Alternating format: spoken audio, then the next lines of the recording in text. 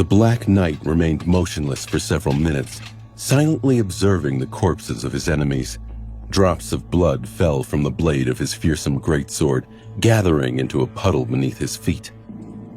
The cruel creature's thoughts were a mystery to Sonny. To be honest, he wasn't even sure that this unstoppable mountain of murderous black steel was sentient. The being looked human, so Sonny was inclined to believe it had a mind of its own, but he could never really tell when it came to nightmare creatures. In that regard, the monstrous inhabitants of the cursed city were particularly strange.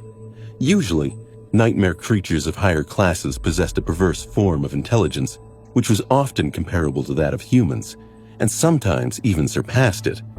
However, that rule did not apply to every monster in this eerie place.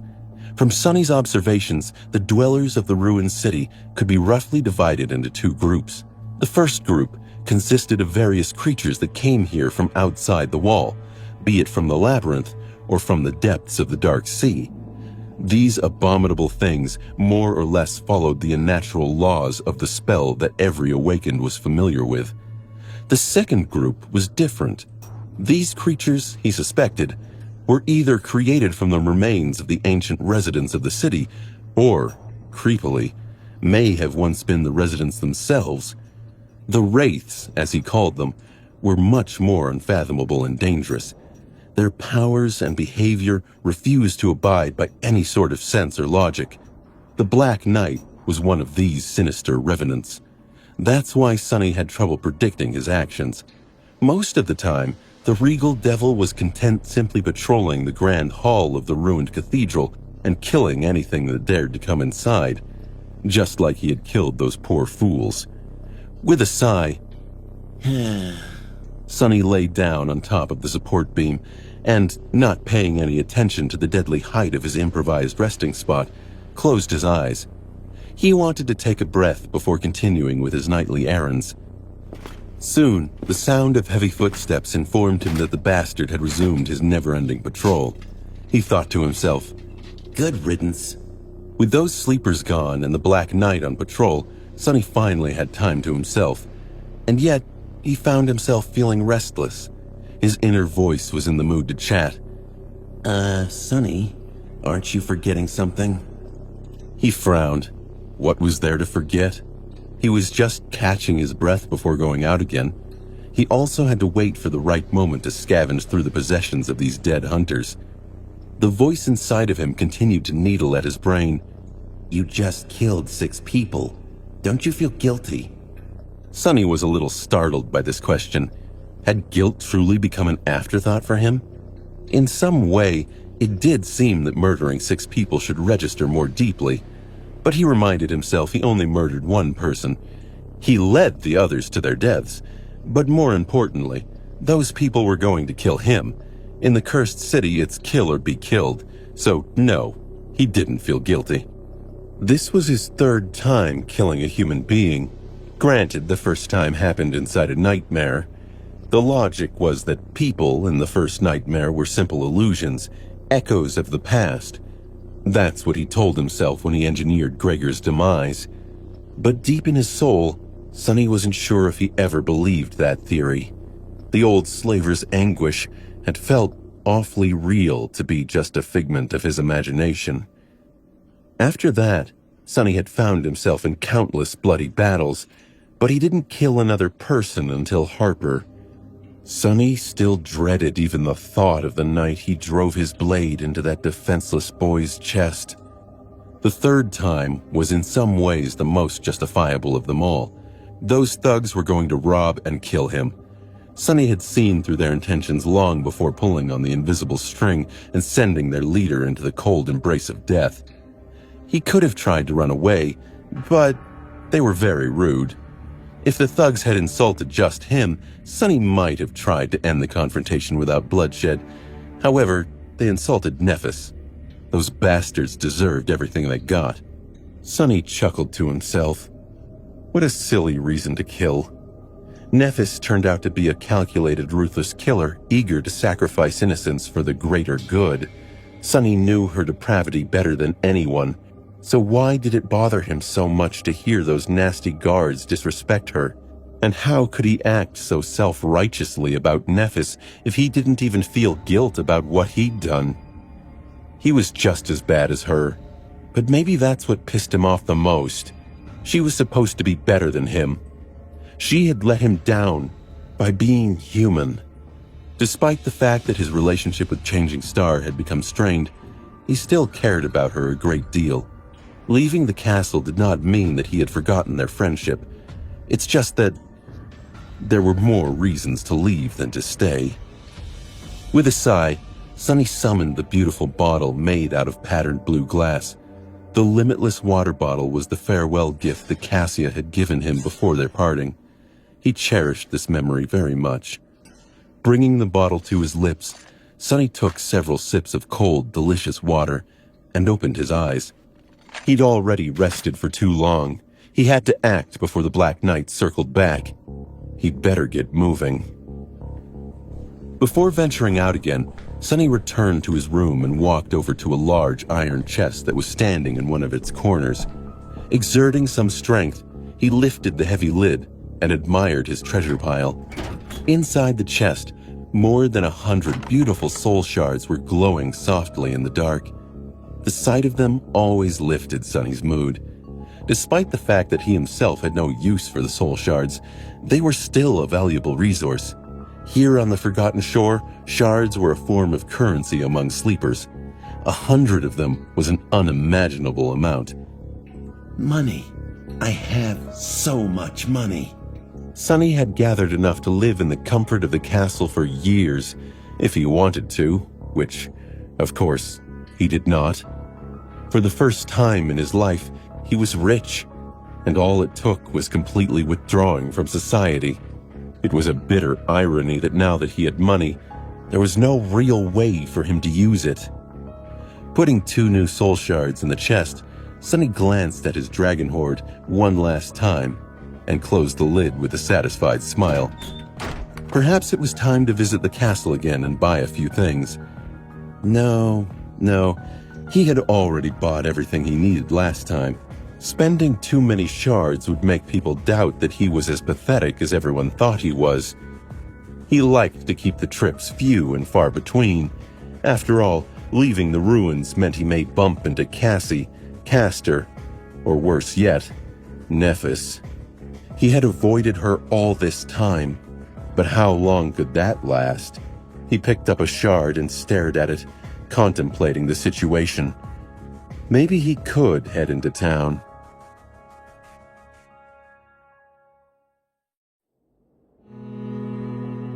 Sunny stood alone in his makeshift home. A chest overflowing with soul gems sat inches from him. It was more riches than he'd ever had, more than he could imagine, more than he knew what to do with. And so, it was useless to him. Rather than taking joy from his riches, he focused on what he lacked. Grinding his teeth, Sunny kicked the heavy chest and cursed under his breath. Then, acting as if nothing had happened, he smiled brightly and left the hidden chamber once again.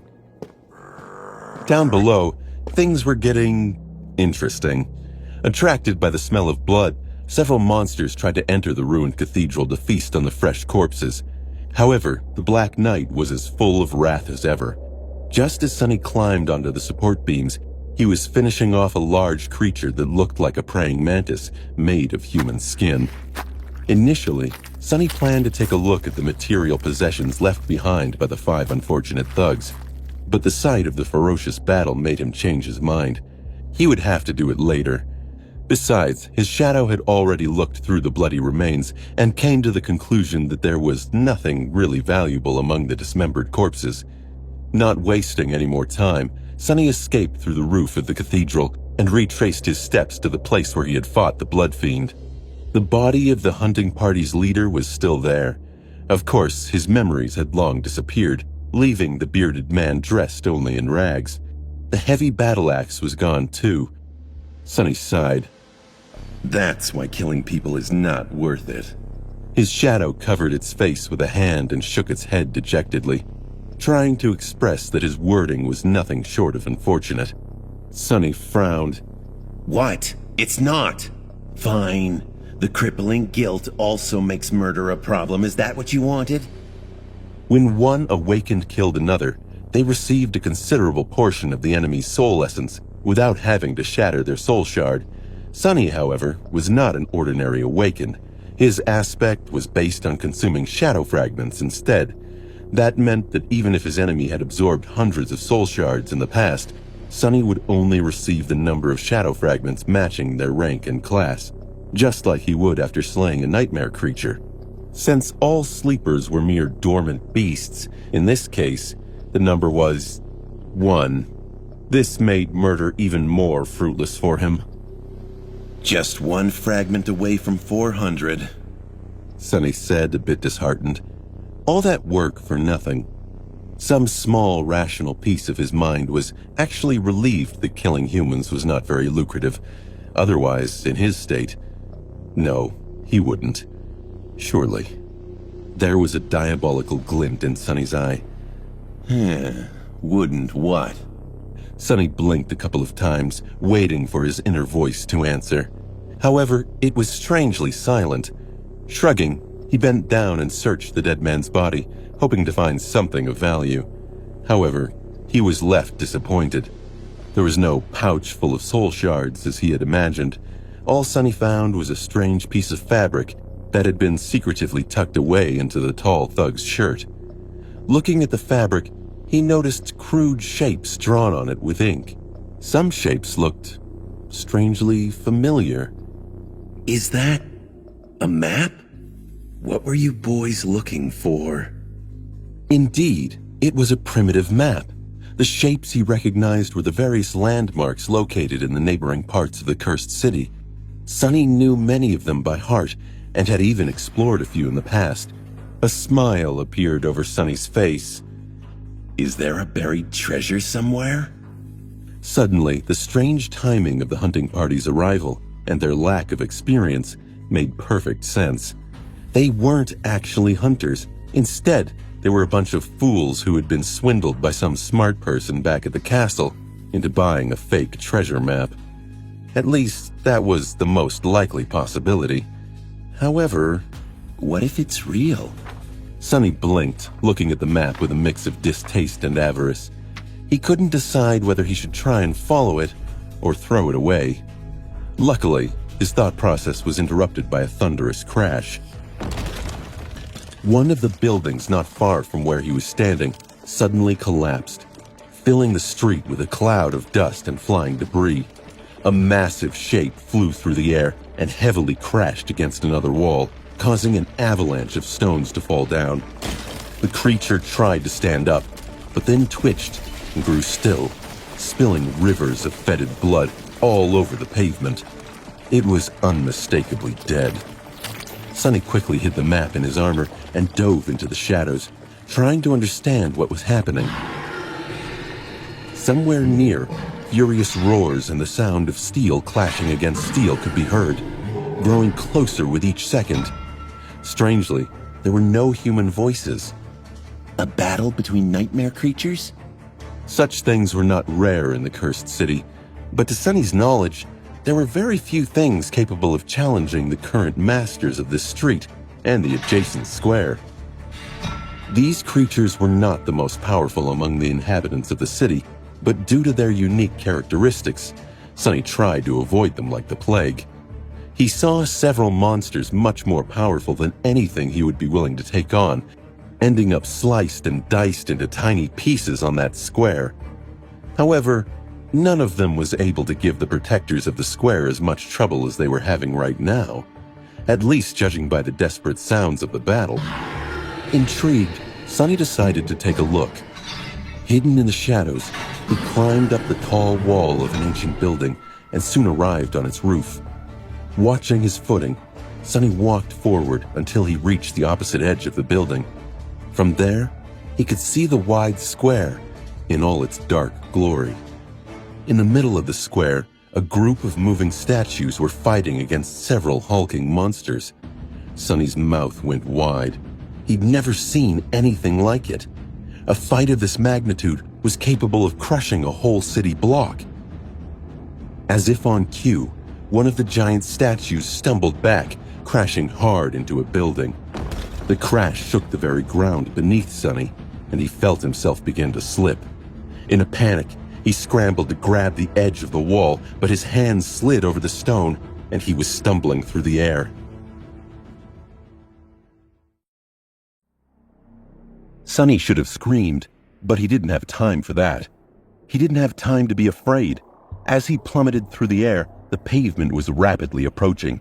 If he didn't act fast, he'd wind up a smear on the ground below, and Sonny would not go out like that. Meanwhile, the nightmare creatures that had knocked Sonny off his perch continued to do combat, oblivious to the boy. Sonny noticed a window on the building next to him, its curtain blowing in the breeze. This might be his only chance to save himself. He reached out and grabbed the curtain. He heard the fabric tear and prayed it'd have the strength to hold his weight. By some miracle, it did. Sonny pulled himself up and into the window of the abandoned building. In the dark square surrounded by ruins of once magnificent buildings, the vicious battle of the Titans was ending. The remains of the neighborhood's solemn protectors were laying on the cold cobblestones, ruthlessly shattered into pieces. Sonny surveyed the sight with shock. The Guardians actually lost. He was astonished. The living statues that used to guard the square were a very tough bunch. As far as nightmare creatures of the cursed city went, they weren't the most formidable in terms of size and physical might. However, their strange bodies were extremely durable and capable of withstanding truly devastating amounts of damage. Aside from that, the stalwart stone warriors were also disciplined, proficient in the use of weapons, and utterly deadly. They were able to perfectly coordinate their movements using strategy and tactics to overwhelm opponents whose power far surpassed their own silently. Countless monsters fell to their blades. That's why Sonny had always avoided getting into a confrontation with these weird creatures. Even though they weren't fallen rank, the stone revenants represented a threat that was enough to make him wary. However, now the ownership of the square was about to change hands. The bodies of the previous masters lay shattered to pieces. In death, they looked just like broken statues. Even their metal armor and weapons had turned to stone after the wielders were destroyed. There were 5 or 6 of these stone piles scattered around the square, while the attackers seemed to have lost only 3 of their numbers, including the massive monster that had been sent crashing through a building earlier. Each body towered above the dark cobblestones like a small hill. The invaders were a type of nightmare creature that Sonny didn't recognize. These new menacing monsters looked like giant spiders with bodies covered in thick plates of wrought iron. They moved with terrifying speed and force, sending cracks running through the cobblestones with each step. There were only 2 of them left on the square, circling the lone surviving stone warrior. The last of the living statues seemed to be a female. Compared to the spiders, she was almost comically small in stature, standing no taller than Sonny himself. The graceful stone creature was armed with a sword and a round shield, wearing a plate of armor that covered most of her body, leaving only her eyes exposed, or rather, 2 rubies burning with crimson flames that these creatures had instead of eyes. Her armor and weapons were black in color, forged from some unknown and incredibly heavy stone-like alloy. Of course, in reality, they were made out of the same stone as their wielder. However, the dark force that had turned the granite body of this nightmare creature into the strange approximation of flesh had also turned the stone armor into metal. Currently, the last of the living statues was standing with her shield raised, the blade of her sword resting on its rim. Her head was lowered, ruby eyes silently following the movements of the 2 spider monsters. Sonny didn't know for sure, but he suspected that these spiders were both fallen beasts. In any case, the stone woman was doomed. Her enemies were just toying with her, savoring the helplessness of their victims before finishing the job. Sonny didn't care. He was waiting for the show. Watching nightmare creatures slaughter each other was one of his favorite pastimes, and the best thing about it was that it didn't matter who won. He thought to himself, Come on, go get her. However, in the next moment, he was surprised. In a strange turn of events, the stone monster lunged at the spiders first. Calmly striking her sword against the rim of the shield twice, she dashed forward with grim determination. The spider she was aiming at was a second too late to react. However, due to its superior physical form, it was still able to meet the sudden onslaught with a vicious strike of its own. One of its legs shot forward, threatening to shatter the stone body of the attacking living statue into tiny pieces. The smaller creature deflected the blow with her sword and bashed the spider with the round shield, putting all of her weight and inhuman strength into the strike. Sunny blinked as the massive body of the fallen beast was thrown back and toppled over. The black sword immediately lashed out, sending a shockwave through the spider's guts. A rain of strikes fell on the iron surface of the monster's abdomen, filling the square with the clanging of metal. The stone warrior attacked with savage ferocity, using both the sword and the shield to inflict as much damage as possible in a short amount of time. Just as the iron plate protecting the soft innards of the monster cracked, the second beast joined the fray. The following bloodbath was nothing short of horrifying. Even though the spiders were much faster and stronger, the steadfast stone wraith kept up with them for a while. Her indomitable will and ruthless resolve were enough to give the fearsome creatures pause.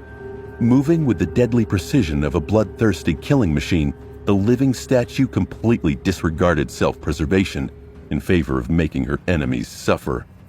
It seemed as though she was determined to take them to the grave with her.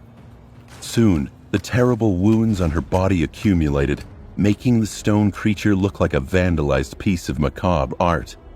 However, the spiders were no better. Their fetid blood was spilling everywhere, painting the whole square red. Severed limbs and shards of cracked iron littered the ground, mixing with the shattered remains of the fallen stone warriors. Finally, one of the spiders fell heavily to the ground and twitched, drawing its last breath. The remaining beast lunged at the staggered stone monster, its countless eyes burning with fury. The round black shield rose one last time, and then flew aside, torn away along with the right arm of the stalwart living statue. However, almost at the same time, the blade of her sword pierced through the massive beast's skull, ending its life just a moment before breaking apart and turning to stone. Sunny shook his head. What an impressive sight. A lowly, awakened creature slaying two fallen beasts. Midnight Shard would have liked that fierce last stand a lot. Coming to think of it, this was nothing short of inconceivable. However, the graceful stone warrior paid dearly for performing the bloody miracle. Staggering once again, she fell heavily to the ground, clearly done for. The battle for the ownership of the Dark Square was over. Nobody won. Or maybe Sunny did. He had to know more about this strangely noble nightmare creature.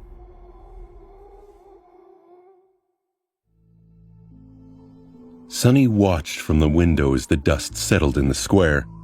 He was almost sad to see the stone giant fall. She fought so valiantly in the end. But nightmare creatures were nightmare creatures, and Sunny sure as hell would never weep for them.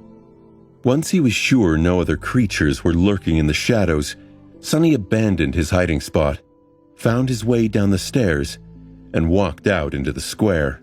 Avoiding the puddles of fetid blood, he walked among the corpses littering the ground and approached the dying stone monster. The nightmare creature was laying on her back, her body battered and broken. From up close, Sunny was able to see it better. The black armor of the strange monster was slowly turning to stone. In its gaps, he could see her slightly lighter skin. It was smooth like polished granite and dark gray in color. Streams of ruby dust flowed from the terrible wounds, looking almost like blood. Two crimson gems that served her as eyes slowly moved, focusing on Sunny. Sunny jumped back. Was this thing still clinging to life somehow? But Sunny's alarm proved unwarranted. There was no particular expression in the statue's eyes, just tired stillness. The flames that used to burn inside were slowly dimming. The statuesque creature stared at him without making a sound. In fact, Sonny wasn't sure that these monsters were even capable of producing sounds. Throughout the whole fight, she had remained eerily silent. He sighed. Life is not fair, huh? He didn't know why he felt such sympathy for the stone creature, but she seemed so very human, so very hurt. She was in pain, and Sonny knew of only one way to end it. He summoned the Midnight Shard and thrust it through the visor of the dying creature's helm. Even at death's door, the stone-like flesh of the living statue proved to be extremely tough. However, he put enough strength into his strike, not wishing to make the poor thing suffer more than necessary. He was always glad to kill a nightmare creature, but this one deserved a quick death. To be honest, he was very impressed by the small stone warrior's desperate last stand. Sonny's voice was low and solemn. They didn't know who they were messing with, but you showed them. At that moment, the familiar voice of the spell resounded in the darkness. You have slain an awakened monster, Stone Saint. Your shadow grows stronger. Sonny smiled. That's 4 shadow fragments. Finally, 403. However, in the next second, he forgot what he was thinking about because the spell wasn't done talking. Whispering into his ear, it slowly said, You have received an echo, Stone Saint. Sonny's eyes opened wide. Did he hear it right? An echo? He had finally received another echo? Cautiously looking around, Sonny lowered his voice and said to his shadow, You heard that too, right? The shadow stared at Sonny in exasperation, then gestured at its mouth and lowered its hands, unable to say anything. Sonny smiled. Exactly! That's what the spell said! Sonny let out a jaunty whistle. He paced back and forth for some time, then suddenly flinched. Oh, right. I should get out of here. Now that the Stone Guardians are gone, who knows what kind of horrors will try to make this square their nest. He made a move to leave, but then stopped and looked at the scene of slaughter with avarice. However, I really should get some mementos first. It's not every day that you stumble upon that many dead nightmare creatures before the carrion eaters arrive to feast on the corpses. This was a chance he wouldn't get anytime soon. Sonny hesitated for a few seconds, trying to decide which monsters to approach first. The spiders were obviously much stronger. If they were really of the fallen rank, their soul shards would be incredibly valuable. However, buying anything with a bunch of ascended soul shards would be very suspicious. Plus, it would take a while to find the crystals inside the massive bodies of the giant beasts. The living statues were of the lower rank, but their shattered remains were easy to search. The other inhabitants of the cursed city could arrive at any minute. So, with a deep sigh, Sonny ran to the nearest pile of shattered stones and kneeled beside it, hoping to notice the gleam of the soul shards as soon as possible. He was barely done with the second dead statue when a sudden noise made him stop. Knowing that greed had doomed a lot of people to their deaths, Sonny suppressed the desire to linger here to the last possible moment and quickly dashed away, putting the last crystal he had managed to find inside his armor on the run.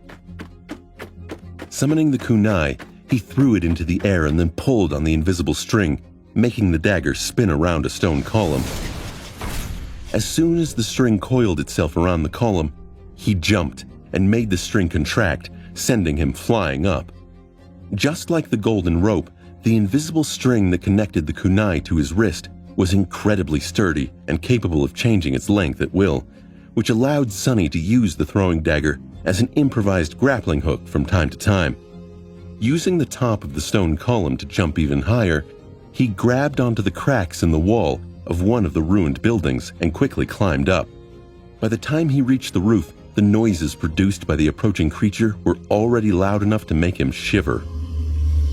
Whatever that thing was, Sonny didn't want to find out. The sound it produced while moving made him think of a giant snake. one with countless mouths, each hissing the notes of a strange, maddening tune. Luckily, he left the wide square just in time to never meet that abomination.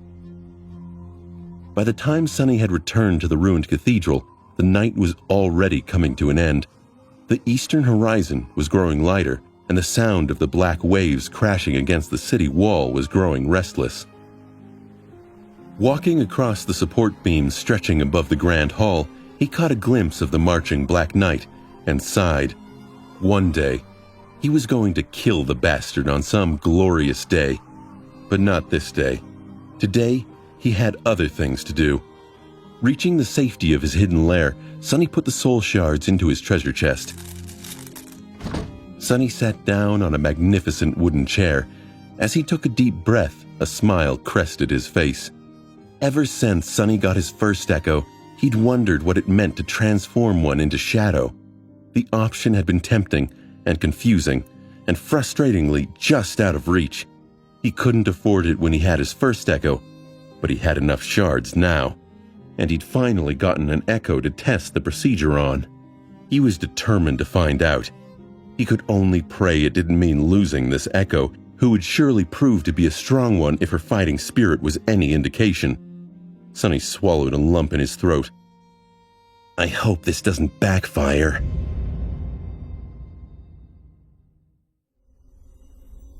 Not wasting any more time, Sonny dove into his soul sea. Despite his changed mental state, this place was as calm as always. The silent expanse of still water stretched into the empty distance, with the shadow core hovering above like a dark star. Tiny spheres of light floated in the air around it, reflecting on the surface of the tranquil sea. The silent shadows were still there, standing motionless at the edge of darkness. Compared to before, their ranks had swelled. Monsters of all shapes and sizes were among them now, making Sonny's collection of slain enemies look increasingly impressive. Walking past them, he glanced at one or another from time to time, recalling the thrilling battles with a mix of dread and pride. This was his museum, a dark monument to all his sins. Wait, sins? Why sins? Just at that moment, Sonny stumbled and stopped. Not too far away from him, a gaunt shadow stood among the menagerie of terrifying creatures, silently staring at him with empty eyes.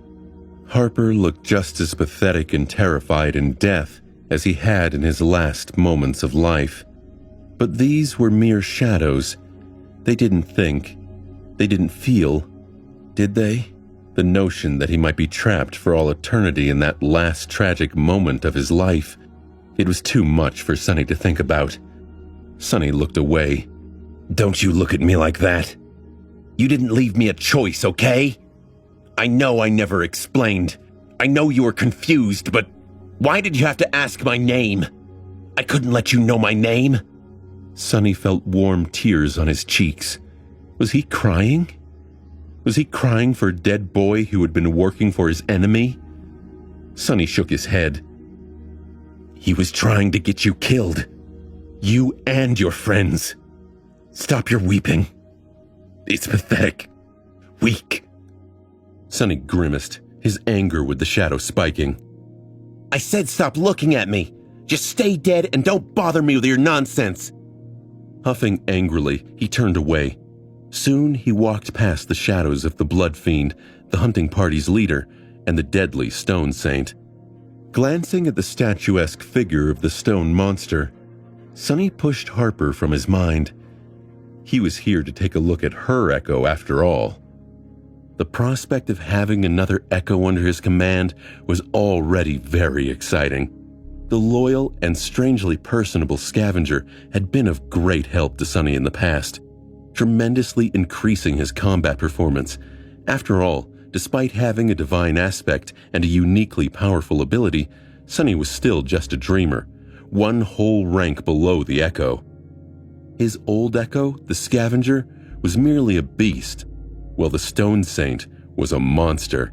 Her power was comparable to that of the ferocious Carapace Centurions, far surpassing anything that Sonny could ever hope to achieve in this cursed place. The strange nature of the steadfast living statue made her even more formidable. Having a servant like that would make many impossible things possible. However, Sonny wasn't satisfied. He wanted more. He was waiting to see what miracle his aspect was going to perform, hoping that the results would surpass his wildest expectations. Soon he was standing under the black sun of his shadow core, observing the spheres of light that represented his memories. There were 9 of them now.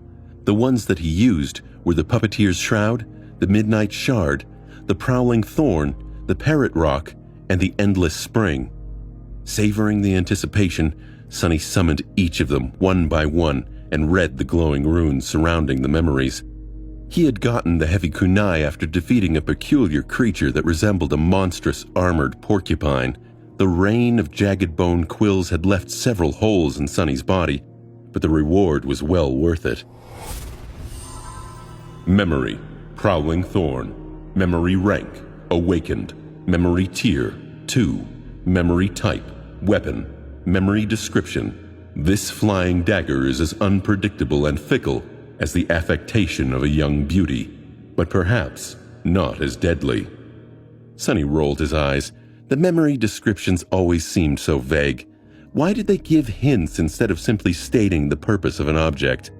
There was no use dwelling on that question, so he continued reading. Memory enchantments, Rose of Betrayal. Enchantment description. The Prowling Thorn is connected to its wielder by an invisible string. This string is strong, but mercurial, just like the treacherous bond of sentimental attachment. After reading this description for the first time, Sonny couldn't help but wonder if the spell had been scorned by a lover once. The runes practically exuded bitterness. Next on the list was his most dangerous memory, the Talking Rock. Memory, Parrot Rock. Memory rank, Awakened. Memory tier, 1. Memory type, Tool. Memory description, just an ordinary rock. Sonny chuckled, remembering how angry he was when he first got this memory. He should have known better than to take the description at its word. Memory enchantments, not really. Enchantment description. The word is mightier than the sword. The rock is mightier than the word. The funny thing was that the Parrot Rock, which was capable of repeating various sounds, had fallen into the hands of a person who was unable to tell lies.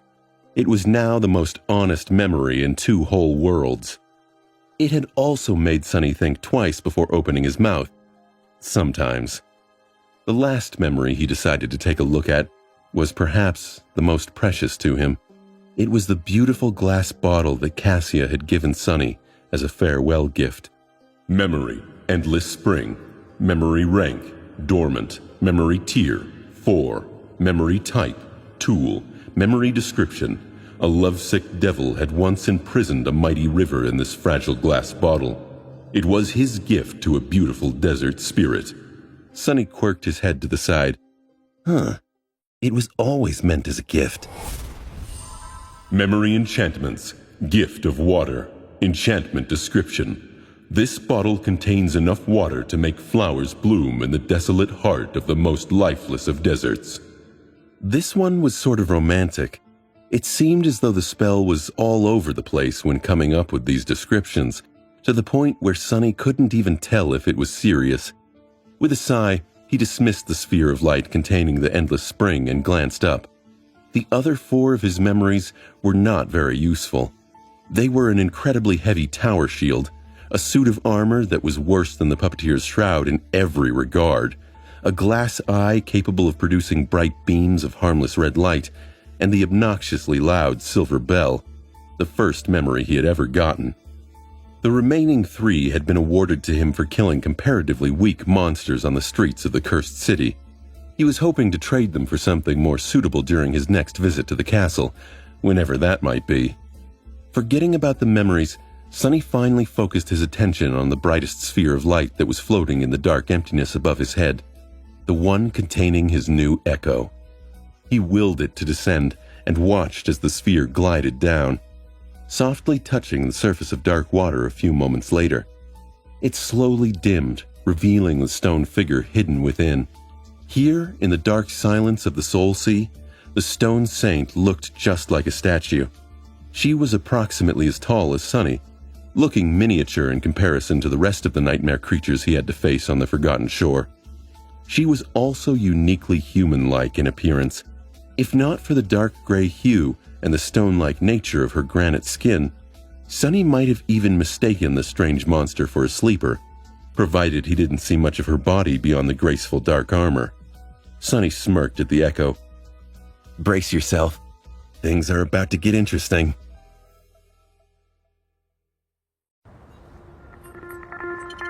Previously, Sunny had considered the living statues to be just that, monuments brought to life by evil spirits. There were a lot of revenants like that walking the streets of the cursed city. Take the Black Knight, for example. Sunny was almost sure that the bastard was just a suit of armor with a vengeful wraith imprisoned within it. He had no proof that there was an actual body in that moving steel fortress, at least. However, after watching the Stone Saint die, Sunny wasn't so sure that she and the Black Knight were the same anymore. There certainly were similarities. Even the design of their armors was somewhat similar, as though one had originated from the other, but the Stone Warrior's armor seemed much more ancient. And then there was the ruby dust that flowed from the stone creature's wounds instead of blood. Since when did statues have blood? It was almost like these strange creatures were designed to possess their weird form of life. Come to think about it, the Stone Warriors resembled artificial beings brought to life by some dark magic much more than they resembled undead creatures. Mysteries. Mysteries, mysteries all around. The Echo, meanwhile, was coming to life. Two magenta flames ignited in her gemstone eyes. The stone of her armor suddenly gleamed with subtle metal shine, and the smooth surface of her granite skin turned slightly less rigid. Silently turning her head, the saint gazed at Sunny through the narrow split of her helmet's visor. Perhaps the runes describing the Stone Saint would provide him with some context as to who or what the being was. He summoned the runes. Echo, Stone Saint. Echo rank, Awakened. Echo class, Monster. Echo attributes, Battlemaster. Stalwart. Mark of Divinity. Sunny blinked. Mark of Divinity? That was the same as his original attribute. What business did a nightmare creature have walking around with the traces of divinity left in its evil, corrupted soul? And what was the meaning of these other attributes? Battlemaster, attribute description. Born on the battlefield, the Stone Saint is proficient in all forms of combat. Sunny found that hard to believe, but he certainly had to vouch for the ferocity with which she fought. Stalwart, attribute description. The Stone Saint is highly resistant to all forms of damage, as well as being fully immune to mind and soul attacks. Bewildered, Sunny shook his head. No wonder these silent stone warriors were so deadly. They were a bunch of killing machines created to last as long and deal as much damage as possible on the battlefield. But who had created them? Leaving the attributes alone, he lowered his gaze and read the next line of runes. Echo description. Deep in the cavernous halls of his dark domain, the last child of the Unknown had created them from stone to quell the fire burning in his resentful heart. However, that fire only grew hotter. Designed to bring peace, they were instead born into an endless war. Huh. The Unknown again. Or rather, their children. It seemed like this theory was correct. The Stone Saint was either an artificial being or a descendant of one. In any case, that was before she was corrupted by, well, whatever it was that had corrupted all the nightmare creatures, especially those in the cursed city. Now, even gods wouldn't be able to describe what exactly she was. Not that it mattered. A monster was a monster. Sunny was more interested in the fact that the traces of divinity that the Stone Warrior bore had to have come from their original creator, who was at least partially one of the Unknown. This meant that the Unknown, indeed, were closely related to the gods, and to divinity itself. Just like the mysterious weaver whose Sonny's drops of ichor were drawn from. Looking away from the runes, Sonny studied the motionless echo with his altered eyes. What he saw made him smile darkly. Just like the memories, the true essence of the echo was weaved from the countless diamond strings that formed an infinitely complex pattern. Only in its case, the pattern was even more elaborate, dwarfing anything that Sonny had previously seen. 2 embers were burning inside the Stone Saint's body, serving as anchors for the endless strings. One of them was situated in the place where her heart should have been, the other in the lower part of her abdomen. Sonny closed one eye and looked more closely, and there, behind the shining pattern of the diamond strings, he noticed another, much more primitive and crude system of adamantine threads. They pierced the stone flesh of the echo, resembling a human nervous system. These strings were also seemingly made from diamonds, but they were much less ethereal. They were entirely corporeal. Sonny frowned. Makes sense. That makes sense. Wait, how does that make sense? The memories and the echoes were created by the spell. They were artificial. The Stone Saint, too, was artificial, but in a much more mundane sense. She was made by a child of the unknown, just like her echo was made by the spell. Which meant what? The technique that had been used to create the Stone Saint was eerily similar to the technique the spell used, although it did look extremely primitive in comparison. Could that mean that the spell itself had come from the unknown? Sonny grimaced and shook his head. No. Although it was a sound theory, there was too little information to consider it substantiated or even remotely believable. He needed to find out more, learn more, and uncover more before even beginning to understand the true story that connected the spell, the gods, the unknown, and his own life into one nightmarish tapestry. But there would be time for it later. Right now, he had something equally as interesting right within his grasp. Glancing one last time at the graceful stone monster, Sonny gulped and licked his lips. Let's do this. Taking a step forward, he hesitated, and then carefully put his hand on the breastplate of the Stone Saint's armor, right across from the place where the main nexus of her spell weave was situated. To his surprise, the breastplate felt like stone and was warm to the touch. It was as though a furious crimson flame was burning inside the nightmare creature's chest. As soon as Sonny touched the echo, a new string of runes appeared in the air in front of him. Transform echo into a shadow. He hesitated, once again afraid to make the choice. What was he going to do if the process made the Stone Saint weaker, or even useless? Trying not to think of this possibility, Sonny sighed and forced himself to press on. Yes!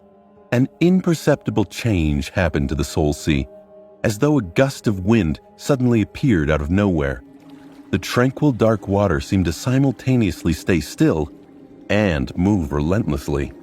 Then, a sudden pressure came from somewhere above. Raising his head, Sonny saw 2 dark beams descending from the depths of the shadow core. One of them fell on the echo, while the other landed on one of the silent shadows that stood motionlessly behind his back, as though connecting them. Bathed in the dark light, the shadow of the dead Stone Saint slowly dissolved into it, and then the echo began to change. Under Sonny's watchful eyes, the echo began to change. The light falling from the shadow core seemed to seep into the flesh of the stone creature, making it shine with dark radiance. Wisps of shadowy fog emanated from beneath her impervious plate armor, slowly merging with it. It looked as though the Stone Saint was engulfed in ghostly black flame, being remade by it. What little color there was on her body was washed away and replaced with nothing but darkness. Only 2 crimson fires burning in her ruby eyes remained, slightly changing their hue and becoming more menacing. Of course, all these changes were happening on the surface, If not for the traumatic transformation that Sonny had gone through to inherit a part of Weaver's forbidden lineage, this would have been all he saw.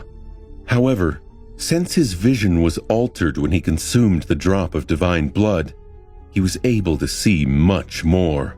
Beneath the surface, the essence of the Echo was being changed as well, in a way much more fundamental than its outer appearance. The shining embers that served as anchors for the weave of diamond strings had lost their radiance, becoming as transparent and empty as the shadow core itself. The diamond strings were gone, replaced by a sea of darkness. That darkness had a form, a shape that perfectly followed the lines of the Stone Saint's body.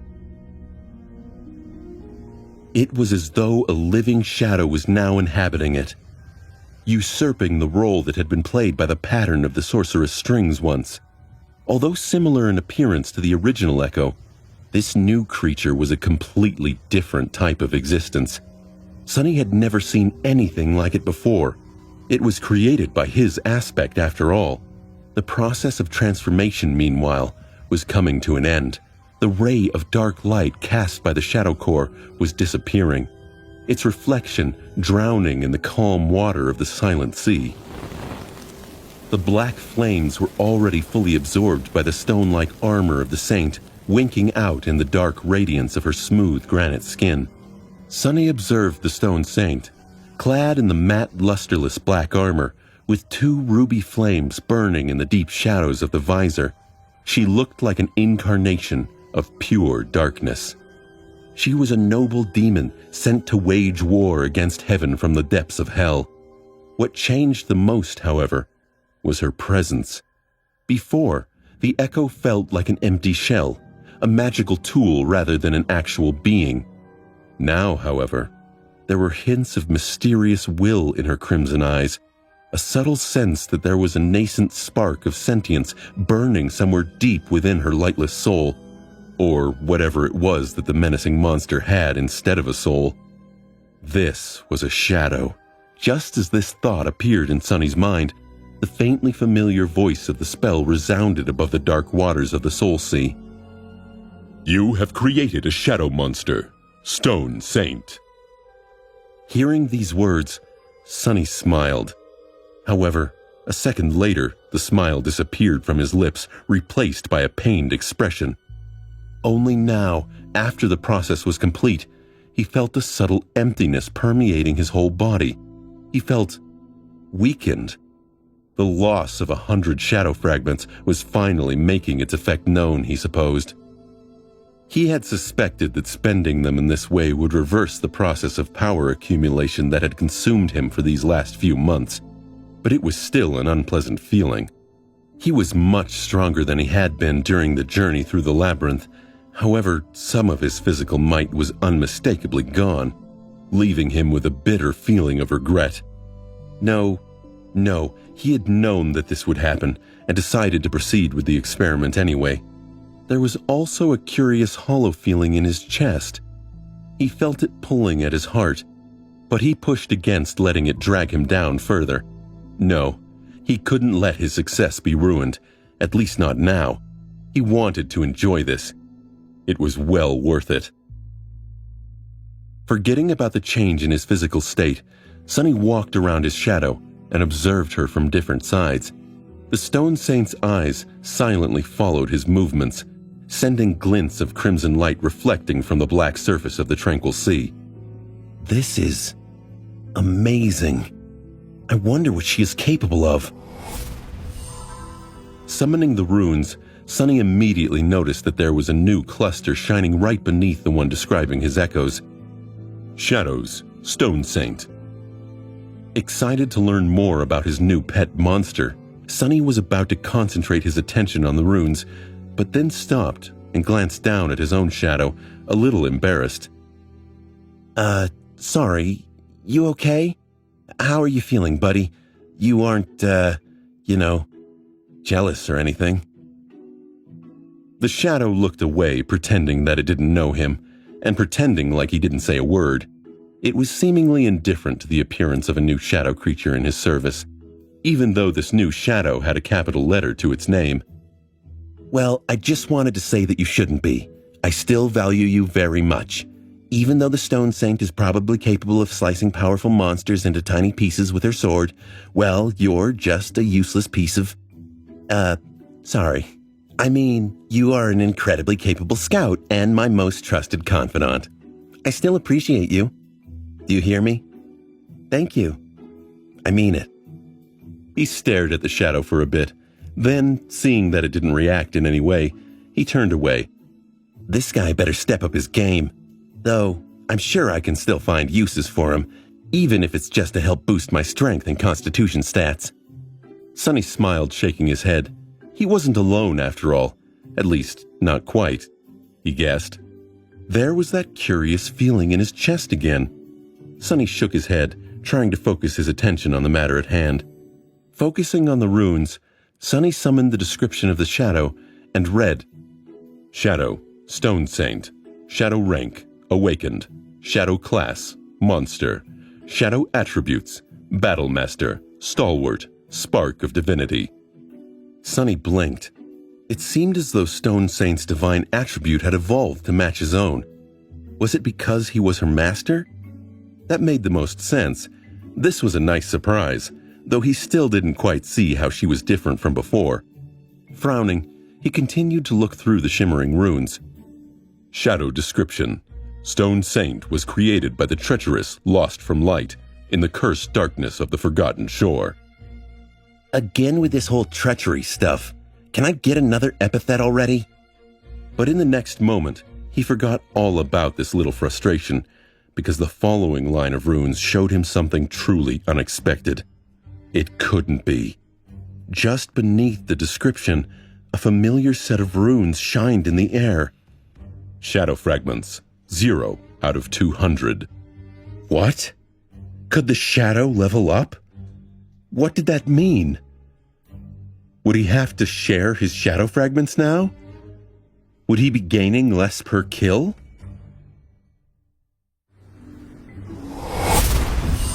Sonny stared at the runes, perplexed. Then a sudden light of understanding appeared in his eyes. He finally realized what was the principal difference between an echo and a shadow. It was really very simple. The echoes were mere replicas of the creatures that had left them behind.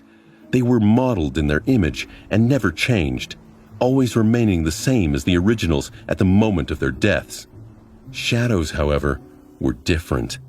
After all, they were mercurial by nature, always changing their forms and shapes depending on the environment and available light. And so, a shadow was capable of change to some extent too. It was capable of growth. Sonny's eyes widened. By slaying nightmare creatures, he was able to absorb their shadow fragments and become stronger. Eventually, his shadow core was bound to evolve, turning from dormant to awakened and beyond. The jump in power that came from this evolution was nothing short of unmatched. Granted, he wasn't sure about the particular details of this process, not to mention that, as a human, he could only become awakened after returning from the dream realm into the real world, which was impossible to do in this godforsaken place. He also didn't know what would happen if he actually managed to accumulate the 1,000 shadow fragments that the runes demanded. But no matter what happened, if he were to continue walking forward on the path of the awakened, he would eventually outgrow his memories and echoes, rendering them weak and useless against the enemies of the comparable rank. He would then be forced to discard them and try to find suitable replacements, with no guarantee whatsoever that he would actually succeed. This problem was not as dire when it came to memories, which were comparatively easy to get. The echoes, however, were exceedingly rare. Once an echo grew too weak to accompany its master, replacing it was an extremely tall task. But shadows were capable of growing with him, becoming more powerful just as he grew more powerful. As long as Sonny was willing to put in the work, his shadow would never fall behind. The possibilities that this simple quality opened up were truly endless. It was enough to completely change his plans for the future. In the past, Sonny always envisioned himself as the main force on the battlefield, only relying on memories and a stray echo or two to support him. That was because echoes of higher ranks and classes were so unimaginably hard to come by. Although much more rare than memories, there were still many dormant echoes around, and a fair number of awakened ones too. They were mainly shared among masters and saints, who were capable of defeating the nightmare creatures of these ranks with comparative ease. But battles against fallen and corrupted monsters, not to mention anything even more dreadful, were never easy. As such, there were not enough trophies brought back after killing creatures of their kind to make the idea of acquiring an echo of a higher rank a realistic possibility. For everyone, except for Sunny. A laugh erupted from Sunny's lips. "See, I don't need any other people. Shadows will be my allies. I was made to be a lone wolf. That's why it's coded into all my abilities." He could slaughter weaker monsters, get lesser echoes, and then cultivate them into unstoppable beasts of slaughter. Not bound by the laws of probability and diminishing chances, he could slowly build an army of powerful shadows to fight his battles for him, and then watch them destroy his enemies from a safe distance, while sipping on a cocktail. Or something.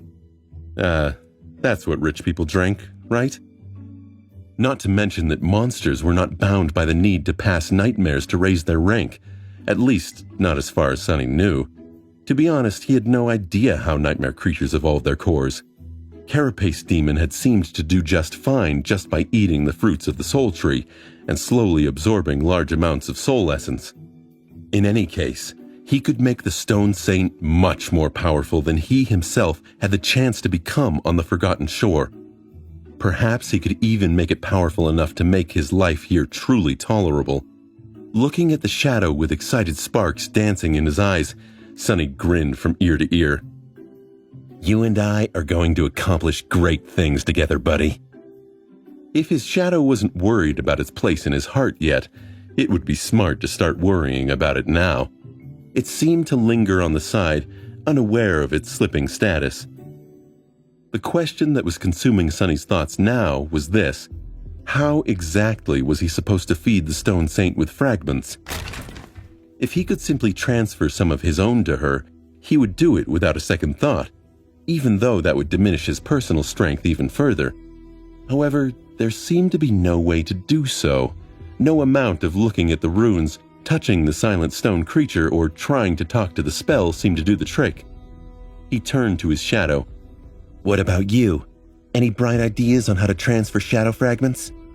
His shadow didn't even turn towards him, instead facing the wall. It crossed its arms, clearly annoyed. Sunny frowned, wondering why he bothered to ask his shadow for advice. That guy was in no mood to talk. The scornful word, traitor, was written all over his expressionless dark spot of a face. At least, that's what Sunny read from it after being met with the silent treatment. In all the excitement, he failed to remember that the shadow was physically unable to speak. Scratching the back of his head, Sunny paced around the Soul Sea and tried to come up with a reasonable way to stuff some shadow fragments inside the taciturn stone monster. Well, the most obvious answer is to go and make her kill some nightmare creatures. But would that even work? When my loyal scavenger killed something, I received the fragments, not him. Wait, him? Did Cassia infect me with her childish desire to assign human qualities to everything? It's not a him. The crab was a thing, and I received the rewards because I was responsible for its actions. Right, that's better. Wait, what was I talking about? Sunny felt like he was losing his mind a bit. His whole scope of reality was already flipped on its head, and he wasn't even in the real world, or at least, not the world he knew. Glancing at the outside world, Sunny frowned. It was currently day there. Usually, he would be sound asleep by now. Going out during the day was dangerous. He would have to walk outside the shadows, allowing all kinds of fallen horrors to lay eyes on him. He only survived for so long in this hell by being extremely cautious, cowardly, and only hunting during the night. He paid a harsh price to learn these lessons, almost losing his life in the process. But still, should he risk it?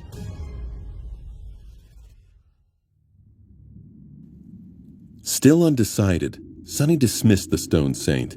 He was curious to see if the slumbering shadow would become a sphere of light just like an echo would. However, she did not. As soon as he gave the command, the ornate armor of the stone creature was immediately engulfed in black flame, and with a gust of ghostly wind, she was gone. It seemed as though the shadow was returned into the embrace of the shadow core that had created her, and was now sleeping in its depths, bathed in the invisible waves of nurturing dark flames. Sonny scratched the back of his head. So, the shadows literally dwelled within the deepest part of his soul. He didn't really know how to feel about this, but felt that it was strangely fitting. He was a child of shadows himself, after all. With a thoughtful sigh, Sonny emerged from the soul sea and looked around his secret lair. Outside the ruined cathedral, the sun was shining above the cursed city, but none of its rays could reach this tranquil hidden chamber. Sonny suspected that once, a long time ago, the secret room served as the private headquarters of a venerated young priestess who performed sacred rites in this temple. He had found some of her things in the modest wardrobe that was hidden behind a stone panel, somehow preserved in pristine condition despite the thousands of years that had passed since the city had fallen to the curse of darkness. If not for the lamentable disparity in their sizes, he would have had a whole collection of clothes to wear. That, and Sonny wasn't particularly into wearing skirts of long religious robes. Instead, he spent every waking hour dressed in the same good old puppeteer's shroud.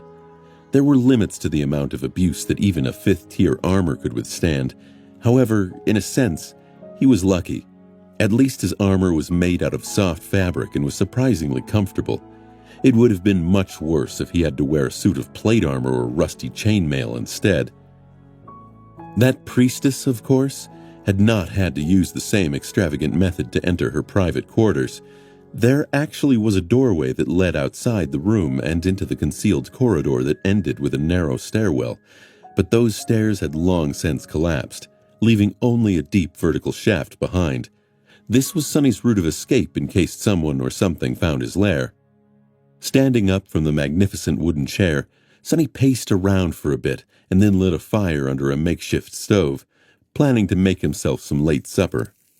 The orange flames illuminated the hidden chamber, sending shadows dancing on its walls. Sonny was about to start cooking when he realized he had forgotten something. Oh, right. I never got fresh meat. The night was so eventful that he had completely forgotten the initial purpose of his hunt. Throwing the last few strips of meat from his earlier hunt on the grill, he seasoned them with salt and sighed once again. The desire to simply venture outside and get into a fight with the nearest nightmare creature seemed more attractive with each minute. No, that's how you end up dead. To distract himself from these seductive thoughts, Sonny decided to summon the stone saint into the material world and perform a few experiments in the safety of his secret lair. Standing up, he willed the shadow to appear. The secretive chamber was submerged in deep shadows. His own shadow was hidden in one of them, standing with its arms crossed on the cold stone wall. In Sonny's vision, it appeared as a silhouette made from a deeper shade of black. Usually, an echo would appear in front of the summoner, weaved from the countless sparks of moving light. However, the stone saint's entrance was completely different. Instead of materializing out of thin air, she stepped out of his shadow like a sinister dark night. Wreathed in darkness, her elegant figure emanated a sense of danger and foreboding. First, two ruby eyes ignited in the depths of the shadow. Then, the darkness came to life and surged forward, taking the form of the deadly stone monster. The sole of her stone-like armored boot touched the floor with a loud clang, and a moment later, the stone saint was standing in the middle of his room, her hand resting on the pommel of her sword. Sonny grimaced, feeling a slight headache. So, the shadow was hiding in a shadow, and then the shadow came out of the shadow to stand with it in the shadows. This is starting to get out of hand. I really need to come up with better terminology. Or maybe I should just name them. He felt that this was a vital problem, but no suitable words or names came to his mind. Glancing at the silent duo, Sonny hesitantly asked, "Any ideas?" Sadly, both his lowercase s, Shadow, and his capital S, Shadow, were mute and unable to voice their opinions even if they wanted to. Left with no assistance whatsoever, Sonny sighed. "All right, I'll think of something later. For now, let's see what you're capable of." Summoning his shadow to him, Sonny wrapped himself in its comforting embrace and faced the stone saint, preparing to test her strength. Inhaling deeply, he focused and gave the menacing monster a command. "Strike me!" Sonny expected that the shadow would hesitate for a moment, maybe even requiring some persuasion to turn on her master. Instead, the stone saint immediately leaned forward and punched him in the chest without a second thought. With his physical prowess enhanced by the shadow, Sonny was sure of his ability to withstand one blow from the awakened monster, at least to a certain degree. However, he was wrong. So wrong. Before he could even react, the armor-clad stone fist clashed into his ribs, making Sonny feel as though he was hit by a train. Ugh! In the next second, he found himself laying on the floor surrounded by numerous pieces of broken wood. "Oh, God damn it, my chair!" The magnificent chair was gone, ruthlessly turned into splinters and firewood by the impact with his back. It was completely unsalvageable. Sonny's back wasn't doing much better. Turning onto his stomach with a moan, Sonny spat a bit of blood on the stone floor and weakly raised one hand, giving the stone saint a thumbs up. "Ugh, good. Well done. 10 out of 10. Just like... Oh, crap, that hurts. Just like I expected." Casting a furtive glance at the elegant stone knight, he forced a smile out and tried to stand up. "I think I need to amend some details of the future experiments," Sonny thought, trying to dispel the dizziness as he rose to his feet. Next, Sonny was planning to enhance the Shadow Saint with the shadow before getting her to strike him again. However, on second thought, there might be better and less painful ways to measure her power.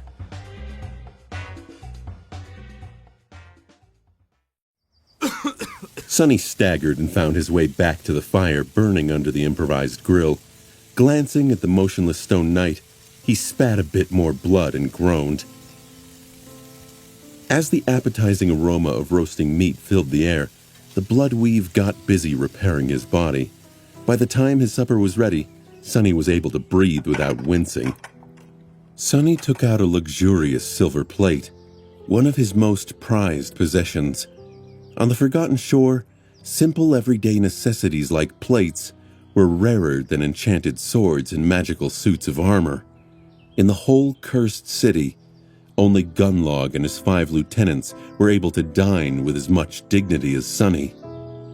Granted, he had yet to find even a single fork or set of cutlery in this whole damn place, let alone something more technologically advanced, like a spoon. Of course, Sonny could try and make one himself, but that wasn't the same thing. Sonny transferred the meat onto his plate and prepared to eat. The stone saint was silently looking at him with her burning ruby eyes. Feeling uncomfortable under her mysterious gaze, Sonny glanced at his plate, then at the menacing stone creature. Do you want some?" He raised a piece of meat and offered it to the taciturn monster. However, the stone saint showed no reaction at all.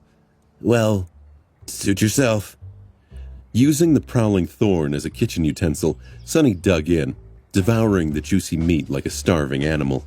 With not a single human soul around, he didn't bother with table manners at all. That's the life.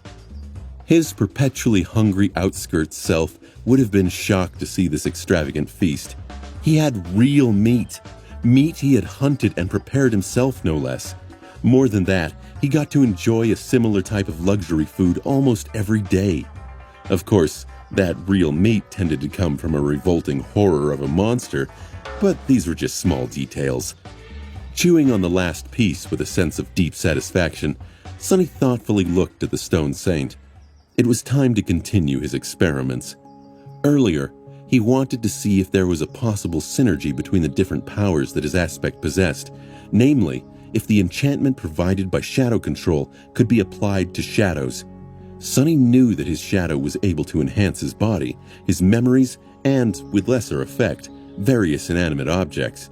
However, it was unable to enhance other humans and the memories that belonged to them, as well as any living creature. It could only interact with Sonny himself. He had secretly tested it during his travels with Nephis and Cassia to come up with this conclusion. He felt a slight pang in his chest at the thought of them, but shook his head, pushing it away. Back to his shadow. Most importantly, it couldn't affect echoes. But what about shadows? Or other shadows? Giving a mental command, Sonny sent his shadow in the direction of the stone saint and held his breath.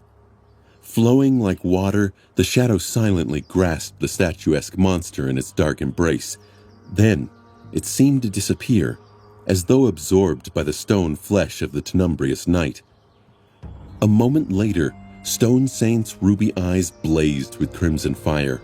Her smooth granite skin shined with dark radiance once again.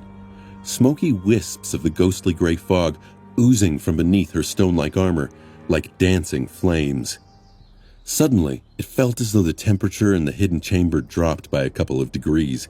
Shadows around the menacing creature seemed to swell, becoming deeper and darker, like a vast mantle sewn from boundless empty blackness. The elegant stone saint had always looked dangerous and deadly, but now she was downright fearsome. Even without having the stone saint strike him again, Sonny could tell that the experiment ended in a resounding success. It was apparent that the two types of shadows were practically created for each other. The stone saint's power was increased twofold at least. He felt a strange pang of jealousy in his gut. A bit peeved, he looked down and sighed. Why does she look so much cooler than I do when using the shadow? Shouldn't it be the other way round? I'm the true divine shadow here. Me. Where's my aura of mysterious coolness? Shaking his head, Sonny lamented his lack of good looks and simultaneously congratulated himself on becoming the master of such a stylish monster. Technically, it didn't matter how his shadows looked, just as long as they were powerful. However, he was secretly glad that his first shadow was not only powerful, but also a darkly beautiful sight to behold. Killing monsters was great, but killing monsters while looking good was even better. Wait, if she can use my shadow, what else can she use? Suddenly excited, Sonny finally swallowed the half-forgotten piece of meat and dismissed the stone saint. Then, he shifted his perspective to look at the soul sea and summoned her again, this time inside it. The shadow appeared in a whirlwind of black flames and stood motionlessly upon the still waters of the silent sea. Her mysterious ruby eyes stared at him through the narrow visor of her stone helmet. Not wasting any time, Sonny looked up at the spheres of light circling the shadow core. What if I can equip her with actual memories? What to choose? She was extremely strong and very proficient with her round shield, so wasn't it logical to assume that a tower shield would suit her even better? Coincidentally, he happened to have one of those. Sonny summoned the memory that he had gotten in one of the fights on the streets of the cursed city. It was a large, square tower shield that was almost as tall as him. The thing was too heavy and unwieldy to use in combat, at least not by Sonny. That was no matter given his preference for wielding a tachi, which could only perform to its full potential while held in both hands. Grabbing the cumbersome shield, Sonny walked over to the stone saint and handed it to her with a hopeful smile. Here, take this. Please? The shadow stared at him for a few moments, then lowered her head and glanced at the tower shield. Come on, take it. His heart skipped a beat when the statuesque creature slowly raised her hands and grasped the memory with her stone gauntlets. Yes, that's right. Now, use it. The stone saint obediently brought the shield to her chest. And then, shattered it. Sonny froze, his mouth hanging open. Your memory has been destroyed. What? The shards of the broken memory turned into a river of tiny sparks of light, just like the echo of the carapace scavenger and the azure blade had done before disappearing forever. My tower shield! Sonny felt a sharp dagger of sorrow stab at his heart. Yes, the shield was of no use to him, but it would sell for so much money in the real world. Why did this evil thing have to break it? Why? Wasn't breaking his beautiful chair enough? He gazed at the tiny sparks, wanting to cry. However, a moment later, his eyes widened. Because the river of sparks did not disappear. Instead, it circled the Stone Saint's body and then suddenly flowed through it, separating into two streams. Each stream was then absorbed by one of the dark embers burning in the depths of the living shadow that was hiding inside the monster's body. Sonny blinked. The Stone Saint has grown stronger. Sonny stared at the Stone Saint, dumbfounded. The storm of emotions that the destruction of the tower shield had produced was still tugging on his heartstrings. But now, an equally powerful feeling was slowly welling up in his chest. Not knowing how to process all of this, he simply blinked a couple of times and said in a flat tone, "Huh?" He paced the floor and thought, "So, let me get this straight.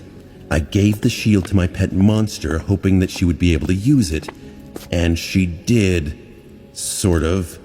It's just that instead of wielding the memory, she ate it?" Sonny hesitated for a few moments, wondering if he had finally lost it. But no, the echo of the spell's voice was still resounding above the dark waters, whispering the same phrase over and over again. The Stone Saint has grown stronger. With a heavy sigh, Sonny summoned the runes. He read through them until he found the description of the shadow. Down at the very bottom of it, the runes were slightly changed. Shadow fragments, 2 out of 200. A wild gleam appeared in his eyes. 2 fragments. He had received the memory of the tower shield after slaying a particularly hardy wraith, who, despite its frightening appearance, had turned out to be merely an awakened monster. For killing it, Sonny himself had received 4 shadow fragments. Due to his own shadow core being dormant, he always received double the reward in battles against creatures of the higher rank. 2 for each soul core that the awakened creature possessed.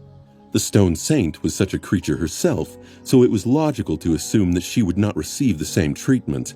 The tower shield had come from a monster with 2 awakened cores, so she received 2 fragments for consuming its memory. Which meant that, with a fire of excitement burning in his eyes, Sonny hurriedly summoned another memory. A disgusting eye with a menacing vertical pupil appeared from the dissipating brightness of the descending sphere of light. The eye came from a basilisk-like creature that Sonny had killed a few weeks ago. To survive the battle, he had to fight it with his own eyes closed, relying solely on the shadow sense to move through the rubble and dodge the attacks of the deadly beast. In the end, he had beheaded the vile thing with a slash of his swift blade seconds before it could rip him apart with its claws. It was a fine test for his nascent combat skill. Sadly, the memory came with none of the powers that the actual beast had possessed. It was only capable of producing a harmless beam of red light, which could only be used for creating mood lighting. At least, that's all it could do for Sonny. He could see in the dark. Grabbing the eye, he held it out for the Stone Saint to take. The saint grasped the disgusting thing, brought it to her chest, and then crushed it in her armored fist.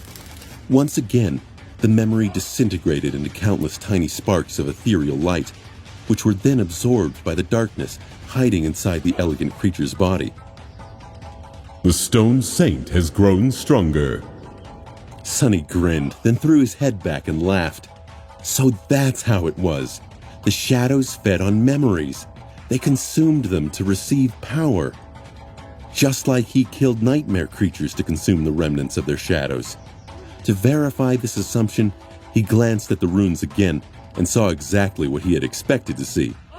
Shadow fragments, 3 out of 200. Tier 1 awakened memory, 1 fragment. Makes sense. Giddy with anticipation, Sonny summoned the next memory. A bulky suit of rusty plate armor appeared from the sphere of light and hovered in the air in front of him.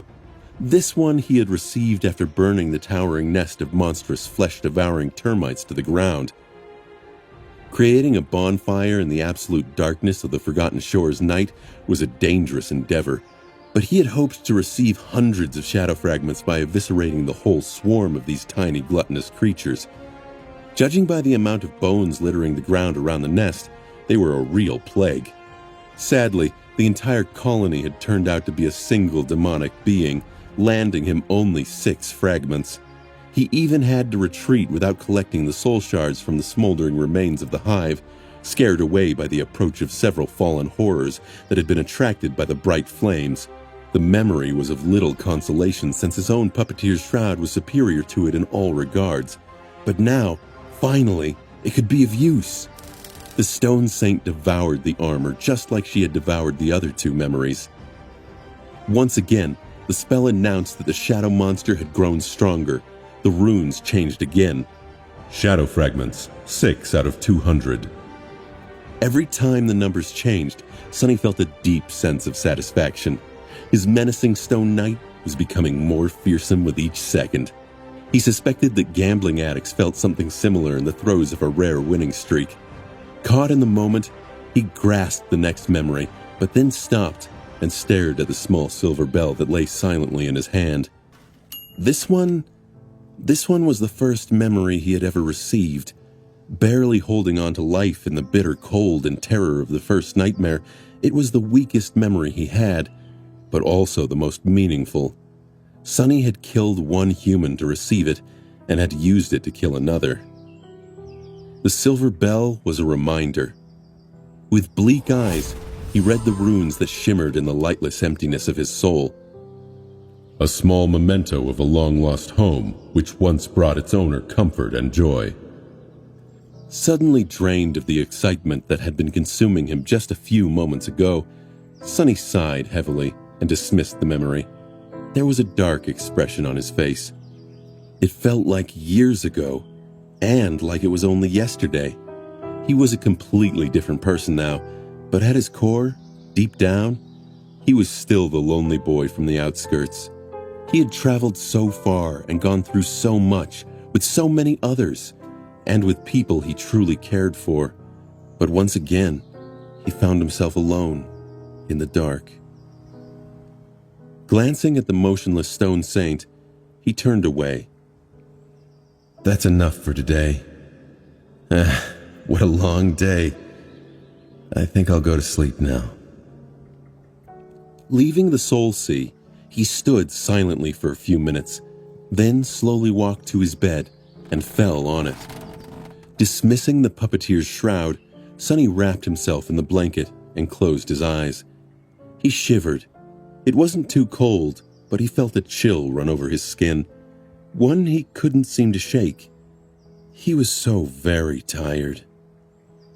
Sonny had spent so much time with no goal other than survival, but now he had something to work towards. His shadow demanded memories, and he was going to earn them. He yawned as his eyes drifted closed.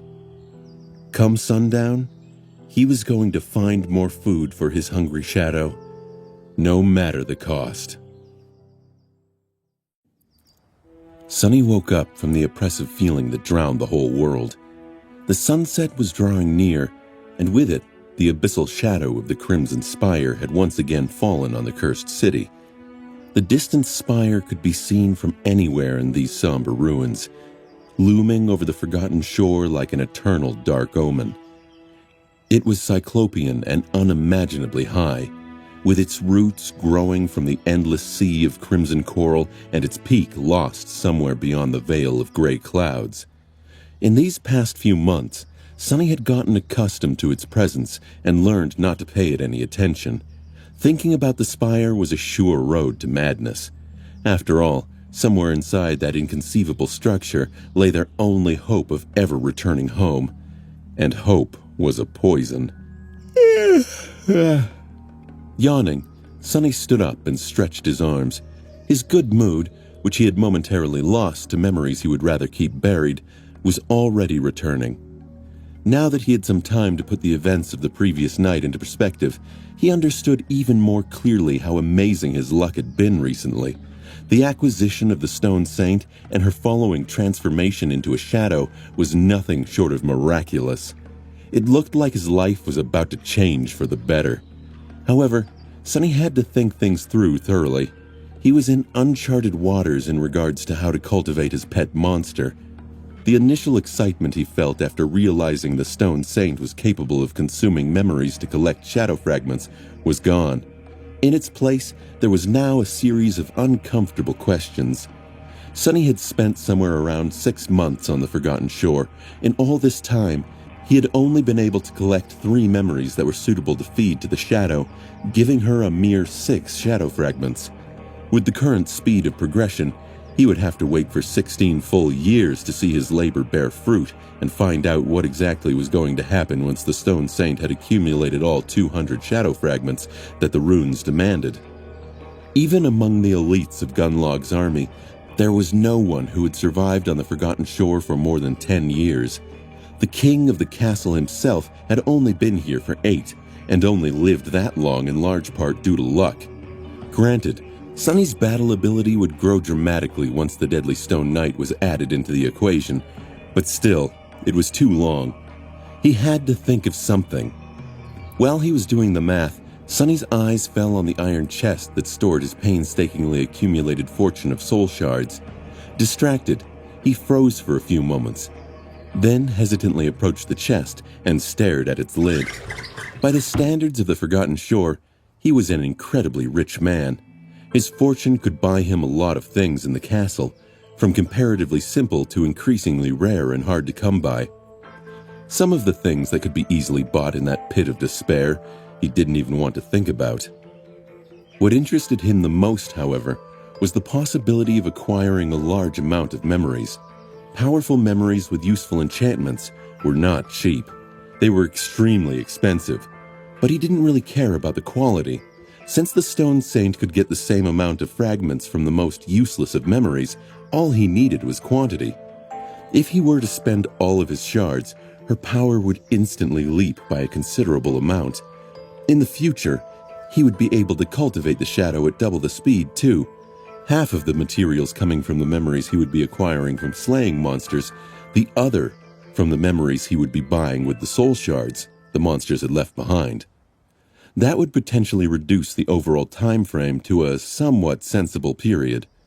However, there was a big problem with this plan. Once Sonny began to spend a large number of soul shards, he would inevitably draw a lot of attention. Dealing with random daredevils who would try to rob him, while not pleasant, was not a big problem. But if Gunlog himself were to become interested in his exploits, that would spell disaster. And then there was Nephis, whose presence made any sort of planning futile. After her revolution, would there even still be a place to buy memories? Besides, Sonny didn't want to be anywhere near the Bright Castle when she unleashed whatever she was planning precisely. That's why he wound up in the ruins in the first place. Sonny frowned and turned away from the chest. I might come back to this idea later, but first, I'll have to check if consuming memories is the only way for a shadow to grow stronger. He wanted to know if the Stone Saint could absorb shadow fragments by slaying nightmare creatures, just like he could. Later that evening, Sonny was cautiously moving through the stone maze of the Forsaken City. Able to become one with the shadows, he had a certain advantage over anyone else who would dare to explore these cursed ruins in the absolute darkness of the night. However, even he was always just one step away from death. Attracting the attention of the real monsters from the streets, the fallen creatures who dwelled here from ancient times, would be the end of him. Sonny had no illusions about that. Humans only survived here by learning how to avoid the fallen ones and seek out weaker monsters to hunt. There weren't a lot of lesser creatures who were able to secure a foothold in the cursed city, so hunting them was always dangerous. Nevertheless, That was what Sonny had made into his profession, and that was what he was doing now. Finally, he reached the area where he had observed a particular creature in the past. Surprisingly, Sonny was intimately familiar with that type of monster. After all, one of them had almost cost him his life in the past. Somewhere around this particular street, a lone carapace centurion had made its lair. Climbing atop a tall stone column, Sonny stood motionlessly in the darkness and waited for his prey to appear. Time moved excruciatingly slowly, but a good hunter had to have a lot of patience. His eyes pierced the veil of night, observing the ghostly ruins. 1 hour passed, then another. Sonny waited. Soon his patience was finally rewarded. From the deep darkness of one of the toppled buildings, a familiar hulking shape appeared in all its menacing beauty. The carapace centurion stepped onto the cobblestones, his black carapace decorated with crimson patterns, 2 terrifying bone sides scraping against the stone. Sonny smiled. The carapace centurion only had time to take a single step before 2 crimson flames suddenly ignited in the deep shadows that consumed the ruined street. Then, a graceful stone saint stepped out of the darkness. Raising her shield, she rested the blade of her sword on its rim. Wisps of ghostly gray fog were seeping from under her armor, a strange dark radiance emanating from her skin. The darkness around seemed to move, as though waiting to embrace her like a dark mantle. The 2 monsters, one massive and savage, one small and steadfast, froze opposite each other. And then, all hell broke loose. Just like in the battle against 2 fallen beasts, the stone saint attacked first. Striking her sword against the rim of the shield twice, she dashed forward without fear or hesitation. Of course, Sonny was not sure if shadows were even capable of feeling fear. The helmet-covered face gave him no indication of any kind of emotion. The carapace centurion reacted swiftly and savagely, lunging at her in a furious onslaught of adamantine chitin and jagged blades. In front of this towering creature, Stone Saint looked meager and slight. The 2 monsters collided in the middle of the street, a small shockwave spreading out from the point of their impact. Dust and small pieces of gravel were sent flying through the air. Sonny watched the battle with vigilant eyes. He suspected that these 2 nightmare creatures were somewhat equal in terms of power. The Centurion was much bigger and heavier, the impenetrable carapace making it an especially deadly adversary. All carapace creatures were unnaturally tough and strong. It also had the advantage of reach and mass. But the Stone Saint was equally as resilient due to her heavy armor and stone-like nature. Despite her small frame, the graceful knight possessed a stunning amount of strength. Sonny also had to keep reminding himself that she was not human, and as a being made of stone, weighed much more than a human would. She landed onto the cobblestones and left a massive crack in the road, both from the force of her blow and the weight of her form. Yes, perhaps she did match the creature in mass after all. The disadvantage of her size was bridged by battle awareness, skill, and dense form, making the outcome of the fight completely unpredictable. However, that was only true if he failed to account for the dark embrace of his shadow. With its reinforcement, the Stone Saint was unimaginably more powerful and significantly more durable. None of the Centurion's scythes seemed to be able to even scratch her armor. Sonny was pretty sure that the Centurion stood no chance. Meanwhile, the 2 monsters were entwined in a ferocious battle. The Stone Saint withstood the onslaught of bone scythes by bashing one away with her shield and evading the other. Not losing her momentum, she brought the shield down and slammed its edge into the Centurion's carapace, causing the hulking creature to stagger. The force of the impact was so grievous that it sent cracks running through the impregnable carapace. Sonny marveled at the sight, congratulating himself on the decision to not test the augmented monster's strength on himself. Using the opening that she had created, the Stone Saint twisted her torso and delivered a backhand blow with the boss of the shield, striking the same spot again. The already damaged chitin plate splintered, revealing the soft flesh beneath. A moment later, she was already moving to evade the fierce retaliation of the savage carapace creature. The graceful knight was miserly in her movements, dodging each strike with measured precision. Although Sunny was only a novice in the art of combat, he had learned enough to be able to recognize the hints of a distinct battle style and how the Stone Saint fought. Her whole technique was based on precision and economy of movement, each action calculated and efficient, combining hard blocks, dodges, and deflections with grounded footwork and well-timed ripostes. The Shadow was able to create a stark contrast between defense and offense, the former being solid and indomitable, the latter abrupt and inevitable. It was very different from the flowing and unpredictable style that Nephis had used, and that he had been taught. Only now did Sunny realize that the basic katas and forms he had practiced were, in fact, very unique and unusual. Where did this fighting style come from? There was a lot to consider here, both in terms of how to improve his current technique and how to incorporate new elements into it. However, that was a task for the future. Right now, he was more interested in the outcome of the fight. The Stone Saint was already suppressing her monstrous enemy. A few of the Centurion's legs were either broken or severed, streams of azure blood gashing out of the terrible wounds. However, it was still resisting furiously. But no matter how enraged it became, the silent and menacing poise of the graceful Shadow Knight was much more terrifying. Suddenly, at that moment, the Stone Saint sidestepped a downward slash of one of the Centurion's sides and then pinned it under her shin, the leg protected by a plate of black armor. Using her weight to immobilize the enemy's weapon, she delivered a vicious blow with the rim of her shield and shattered the bone blade into pieces. The carapace monster screeched, dazed by the loss of its scythe. It reared up and immediately tried to eviscerate Stone Saint with its remaining blade. However, he was a fraction of a second too late. With one side of its body left defenseless, the Stone Saint now had much more space to attack. Deflecting the scythe with the shield, she dashed forward and lashed out with an upward slash, severing it near the joint. Continuing the motion, she then stepped through the rain of azure blood and mercilessly thrust her sword into the opening in the Centurion's armor that had been created by her at the start of the fight.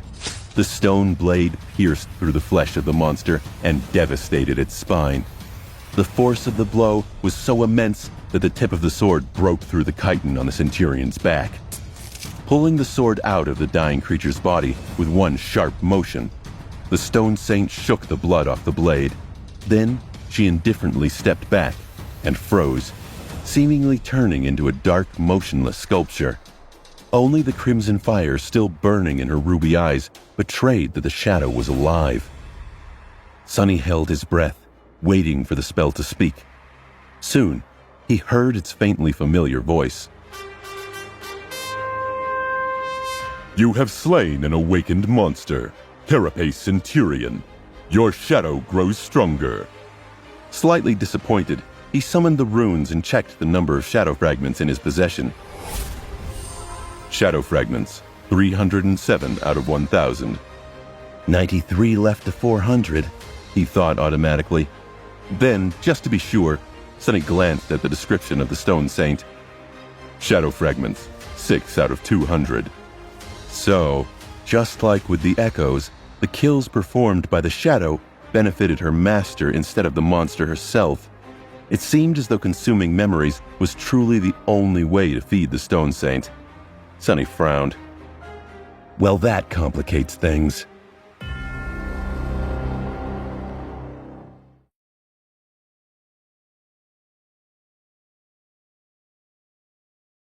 After the Stone Saint had ruthlessly eviscerated the Carapace Centurion and confirmed Sunny's suspicion that he wouldn't be able to cultivate her in that way, he was left with nothing much to do. The knight was still young, but he had already achieved his goal. Now he was free to do whatever he wished. However, there weren't very many options available in the Cursed City. He could continue to hunt, reveling in the newfound power. With the Stone Saint at his command, Sunny would be able to bathe the ruins in monster blood. However, that thought, no matter how seductive, left him uneasy. Hunting in this hellish place required patience and preparation. He only survived this long by carefully scouting the potential battlegrounds in advance and studying his prey from the shadows to learn its strengths and weaknesses. He refused to rush into a fight until he was absolutely sure that there was a solid chance of victory. With the Stone Saint or not, betraying these principles would still get him killed. And with his mental state being, slightly unstable, Sonny didn't trust himself to stay cautious once the easy wins kept piling up. He had to proceed slowly. Looking around the quiet ruins, Sonny smiled slightly. Actually, he wasn't that far from the library. He had indeed turned hunting nightmare creatures into a sort of profession, but it was just that, a job. Like any well-adjusted young man, he also had a hobby. Had he not had one, he surely would have lost his mind by now. In his free time, Sonny liked to explore the ruins. The warm feeling of satisfaction he had experienced after finding the hidden nest of the vile thieving bird never left his memory. There was something deeply engaging and fulfilling about uncovering fragments of long-lost history and piecing them together. Maybe Sonny had inherited this passion from Teacher Julius, or maybe it had always been slumbering deep within his heart. In any case, he enjoyed exploring the ancient city a great deal. It was full of all kinds of mysteries, both large and small. After thousands of years had passed, most traces of the past had been erased by the merciless flow of time, but by looking in the right places and exercising critical thinking, insight, and imagination, it was possible to piece together tiny shards of truth. Every time the seemingly disparate clues clicked into a coherent picture, Sonny felt a pleasant rush. Interestingly enough, it didn't matter whether that picture pertained to something important or completely useless. He enjoyed learning about the small details of the daily life that the inhabitants of the ancient city had once led, much more than he enjoyed learning about the possible origins of the catastrophe that had befallen them, even though the latter was directly related to his own survival. For example, he was very curious to learn more about the young priestess whose private quarters he had made into his secret lair. The things she had left behind told him a lot about how the people of the city used to dress and think about the world, filling his imagination with colorful pictures of crowded streets and solemn cathedrals. But it was still not enough. His latest exploration project was the ruins of a grand library. Of course, none of the books and scrolls had survived the thousands of years in the cursed darkness. Luckily, the people who used to live in the city before its fall were very fond of stone engravings. He spent a lot of time studying the intact wall carvings, as well as fragments of surviving frescoes. One fresco in particular was especially grandiose and tantalizing, covering the entire floor of the library's main hall. Sadly, it was almost completely buried under rubble. Sonny had managed to clear some of it away, but most pieces of the collapsed roof were too heavy for him to lift. Maybe the Stone Saint would have more luck. It was a suitable plan, but for some reason Sonny felt strangely reluctant to return to the exploration of the library on that particular night. What else can I do? He jumped down from the stone column and approached the dead Carapace Centurion to carve out some meat and the soul shards. Come to think of it, this place was familiar and jarred a memory of a certain treasure map. He looked around, noting the landmarks nearby, and yes, the spot marked on the crude map that he had found on the body of the strange hunting party's leader was not that far away. Maybe he could check it out. Sonny vehemently shook his head. No, the map has to be fake anyway. Right? Trying to suppress the unhealthy fire of curiosity burning in his chest, Sonny concentrated on the task at hand. Once the meat and the shards were in his possession, though, the persistent desire to follow the map returned. And if it's not fake, that's even worse. Who knows what kind of horror those fools were searching for? Surely there wouldn't be any treasure or important secrets hidden there. This whole thing smelled of nothing but peril. It reeked of something sinister, terrifying, and utterly evil. Sonny sighed. The pull of adventure was impossible to ignore. But honestly, what's the harm in taking one tiny look? It's just one look. What's the worst that can happen? Quietly stepping through the stone rubble, Sonny cautiously approached the spot marked on the map. For some strange reason, very few nightmare creatures seemed to choose this remote part of the city as their hunting grounds. It was as though they were compelled to avoid this place. Come to think about it, that fact alone would be enough to scare Sonny away in normal circumstances. But with the stone saint hiding in his shadow, he felt a bit braver, and his current circumstances were anything but normal. He would be able to run away if anything happened, at least. Approaching a large building that had been magnificent once, Sonny climbed over the collapsed wall and found himself in a dark and secluded courtyard. In the center of the courtyard, there was a well. Its round mouth loomed like an open wound in the stone, filled with nothing but empty blackness. The well was covered with a strange ornate iron grate. It must have weighed several tons at least, as though someone desperately wanted to prevent anything from ever lifting it from its place and leaving the well open. Sonny gulped before approaching and looking through the grill of the grate. The silent well was so deep that he couldn't see its bottom. Maybe there wasn't one. Picking up a small stone, Sonny dropped it down. The black mouth of the well swallowed the stone, making it disappear. Many seconds passed, but there was no sound of the rock hitting anything. Sonny was almost ready to try again, but then the well spoke. A melodic, strangely enchanting voice resounded from its dark depths, filling Sonny's ears with sweetness. Ah, a guest. He staggered back, his eyes opening wide in fear. Nope, not doing that. Sonny wanted to turn around and run away, but something stopped him from following his instinct. He sensed that leaving without finding out more was going to be a wrong decision. His mind would never rest. He'd be plagued with constant wonder of who or what had called to him. And ultimately, he'd be drawn back here regardless. Plus, the voice sounded so human-like. It was like the voice of someone you would want to be your friend. He shook his head, breaking free from the reverie.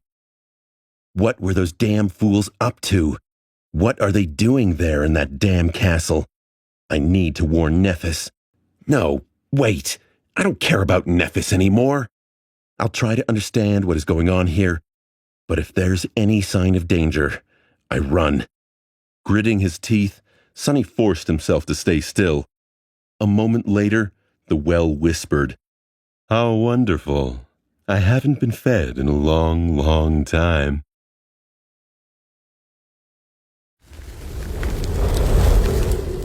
The enchanting voice came from the well in a wave of whispering echoes. It was soft and charming, flowing like a smooth silken melody. It seemed to belong to a young man. If mere humans could even possess such a voice, a divine being would suit it more. Or a profane one. Sonny wasn't in the mood to appreciate the smooth and rich texture of the voice, though. He was covered in cold sweat. The echoes whispered, "Time, time, time." In all his time on the Forgotten Shore, Sonny had only met one other creature capable of mimicking human speech. The memory of that encounter still made him tremble. The thing that had come from the depths of the dark sea in a mantle of fog and stolen Cassia's voice was by far the most terrifying being he had ever met. He didn't even want to remember the utter horror he had felt when the swarm of whispering voices had surrounded him.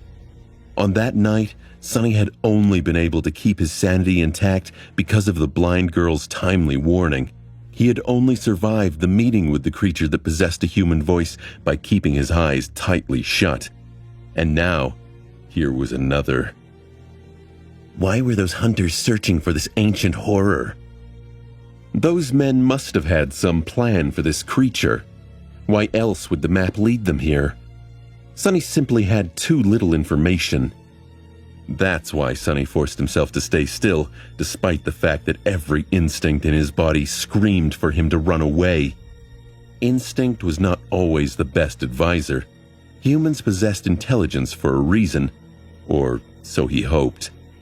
The black fissure of the well loomed in front of him like a pool of darkness. Suddenly, he was incredibly thankful for the immensely heavy ornate grate that kept the charming talker imprisoned in the lightless depths. Sonny licked his lips and tried to regain his composure. Ready to summon the Stone Saint and the Midnight Shard at any moment, he took a step forward and gazed into the dark emptiness once again. Then he slowly said, "It's nice to meet you." He couldn't quite believe that he was trying to communicate with the terrifying prisoner of the well instead of running away without looking back. Life was surely full of surprises. Until the moment it gave you the last one, of course. A soft chuckle resounded from the well. After its melodious murmur disappeared in the darkness of the secluded courtyard, the voice spoke. "Oh no, the pleasure is mine." The echoes whispered, "Mine, mine, mine." Sonny was considering his next words carefully. My life might depend on what I say next.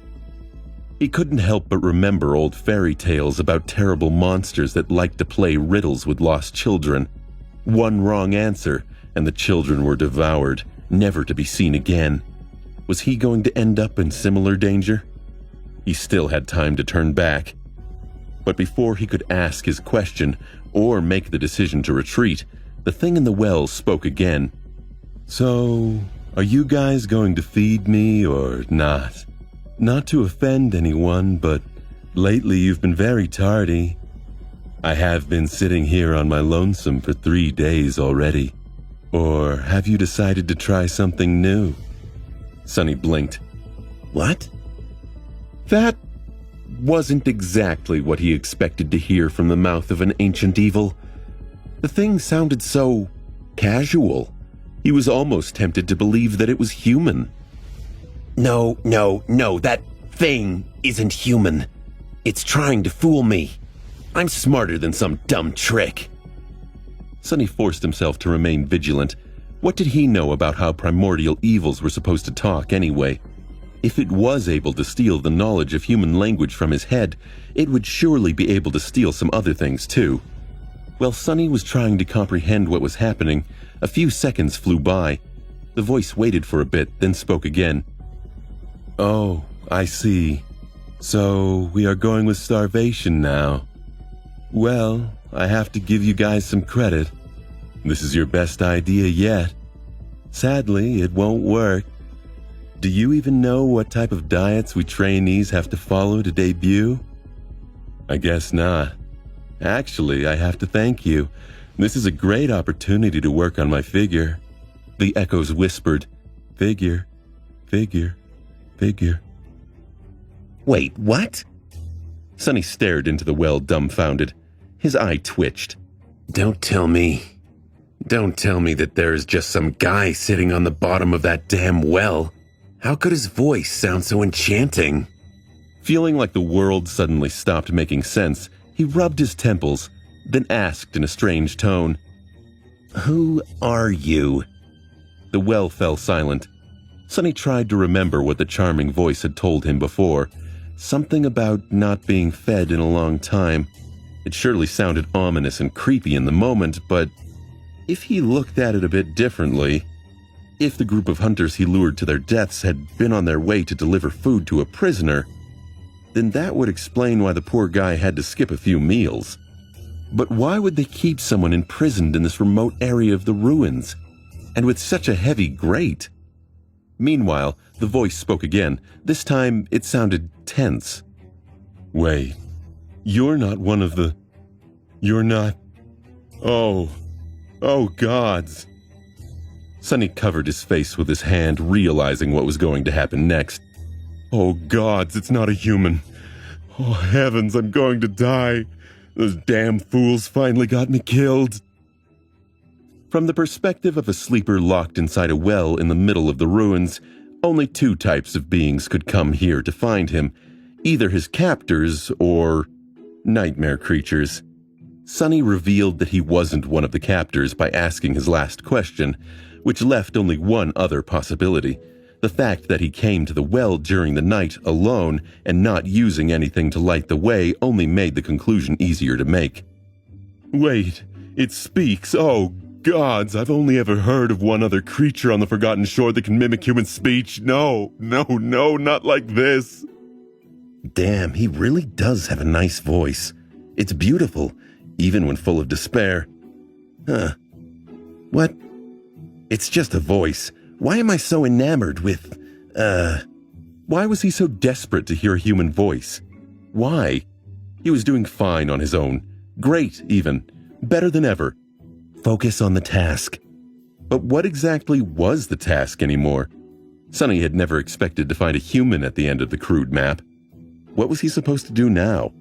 I guess the first step would be to find out who the guy in the well is and how he got there. Then I can decide what to do with him, or if I should do anything at all. But there hid the problem. First, Sonny had to convince the young man in the well that he was a human too, and that he was not a hostile one. Sonny glanced at his shadow, feeling somewhat helpless. The shadow was bent over, holding its stomach. Its shoulders were shaking. What on earth could that mean?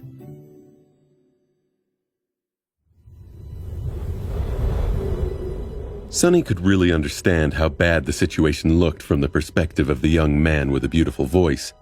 The only thing that could be worse than approaching a terrifying dark well while thinking there's an ancient and utterly evil creature hiding inside was to actually be locked inside that terrifying dark well, and to be trapped down there while thinking that some abominable thing was looking down on you from above. Sonny didn't want to imagine how that felt. At least Sonny had a chance to escape if things were to turn really bad. The poor guy in the well had quite literally nowhere to run. Of course, there was still the possibility that all of this was just a cunning act performed by some incredibly horrifying monster. Sonny had to keep that in mind while exploring the other theory. So, if he is indeed a human, how do I make him believe that I'm not a monster? That wasn't a very simple task for Sonny. He had never been good at communicating with people in the first place, and the 3 months of complete isolation did not make things any better. Now, Sonny sometimes even felt uncomfortable when talking to himself. What would Cassius say? He cleared his throat. Are you a human? I am too. I am a human too. We are both humans. Sonny stifled a groan. Real smooth. I don't sound like a monster failing to sound human at all.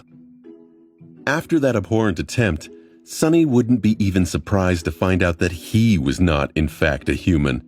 Who talks like that? The young man in the well grew silent. Then he quietly said, "Yeah, it's definitely all over for me. Oh well, I had a good run, I guess." Sonny sighed heavily. Stop panicking, you idiot. Really, I am a human, I promise. The owner of the charming voice laughed. "Please forgive me if I don't believe you." He was being strangely polite, as if Sonny was an elder or some kind of higher-ranking person. Which was logical, though, given that he seemed to believe that Sonny was an eldritch horror. An eldritch horror would technically count as an elder, all things considered. Sonny groaned inwardly. You don't have to be so polite. I bet I'm younger than you. The young man imprisoned in the well hesitated. "Wait, you really are a human?" Sonny smiled with excitement, feeling that he was making progress. Yes, I really am. The voice returned a moment later. "How come you're here all alone and in the middle of the night? And with no light source? I know how pitch black the city is at night. Please, don't get angry, Sir Monster, but that's not exactly something a human would be able to do. Maybe you should work on your story a bit more next time you venture out to devour innocent souls. Just a piece of friendly advice." Sonny sighed. Very funny. I'm able to walk around the city at night because my aspect allows me to hide in the darkness, and I can also see through it too. I have excellent night vision. Now, how did you end up in this well?" The young man lingered before answering. "How does one usually end up in these situations? A bunch of thugs decided to shake me down for my memories. I politely refused, and here we are. They've been keeping me here for a couple of weeks, trying all kinds of methods to get me to transfer my memories to them. But I must say their attempts were very clumsy. In terms of knowing how to terrorize people, these fellows are not even anywhere near the laziest of hooligans." Sonny didn't know what a hooligan was, so he just assumed that it was some kind of horribly malevolent nightmare creature. The rest of the story was somewhat easy to believe. Of course, it would take a very special kind of fool to choose the ruins of all places to keep a prisoner. But thugs were not known for their intelligence. Plus, their plan seemed to have worked pretty well right until the moment they had the misfortune of stumbling into Sonny. Well, now he knew what this whole thing was about. Just some tiresome human business. How disappointing. Nephis and Cassia were also not in any sort of danger, at least not concerning this mess. The mystery was solved. He had wasted a whole night on this nonsense. "I see. Well, goodbye." With an annoyed sigh, Sonny turned around and began to walk away. However, the owner of the beautiful voice stopped him. Wait. Are you really human?" Sonny grimaced. "I am. I'm not sure how else I can convince you otherwise." The young man imprisoned in the well hurriedly asked, "Can you maybe get me out of here? Those guys are not coming back tonight, I think. If you help me escape, I'll make it worth your while." Sonny scratched the back of his head, then frowned. "In what way?" After a short pause, the charming voice returned again, this time somewhat hesitant. "Well, you might not know this, but I am a quite rich person. I have a whole stash of soul shards back in the castle. Some might even say that I have a small fortune. Half of it is yours if you get me out of this pit. That's 10 shards at least." Sonny suddenly got an idea. Of course, he did not need the 10 shards that the young man was offering. The fact that he had these shards, though, that was still potentially very useful. If he wanted to avoid unnecessary attention when buying memories with his hoard of soul shards, he would need a suitable proxy. A sleeper with a lot of shards of his own, one that was indebted to Sonny no less, was a perfect candidate. He smiled. "Do people know that you have a fortune?" The young man answered, a bit of surprise in his voice. "Do they know? Yeah, I guess they do. I am known to spend a lot from time to time on entertainment as well as, some other things. I'm a patron of the arts, one can say." "Perfect. So no one would be surprised if he suddenly begins to spend shards on memories."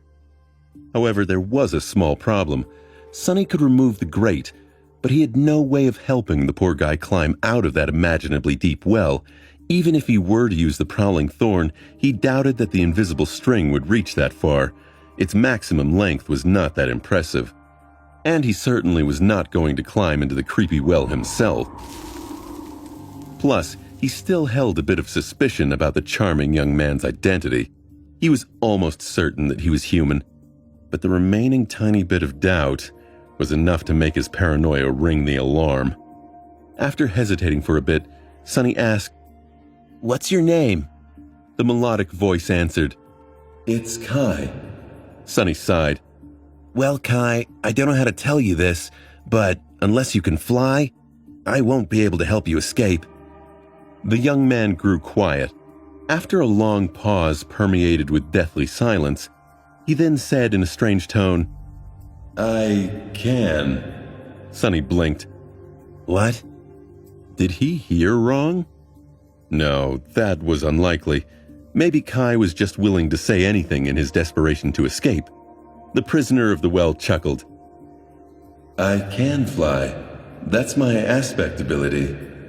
Sonny blinked. That was strangely convenient. And if it was true, that meant Sonny could easily free Kai.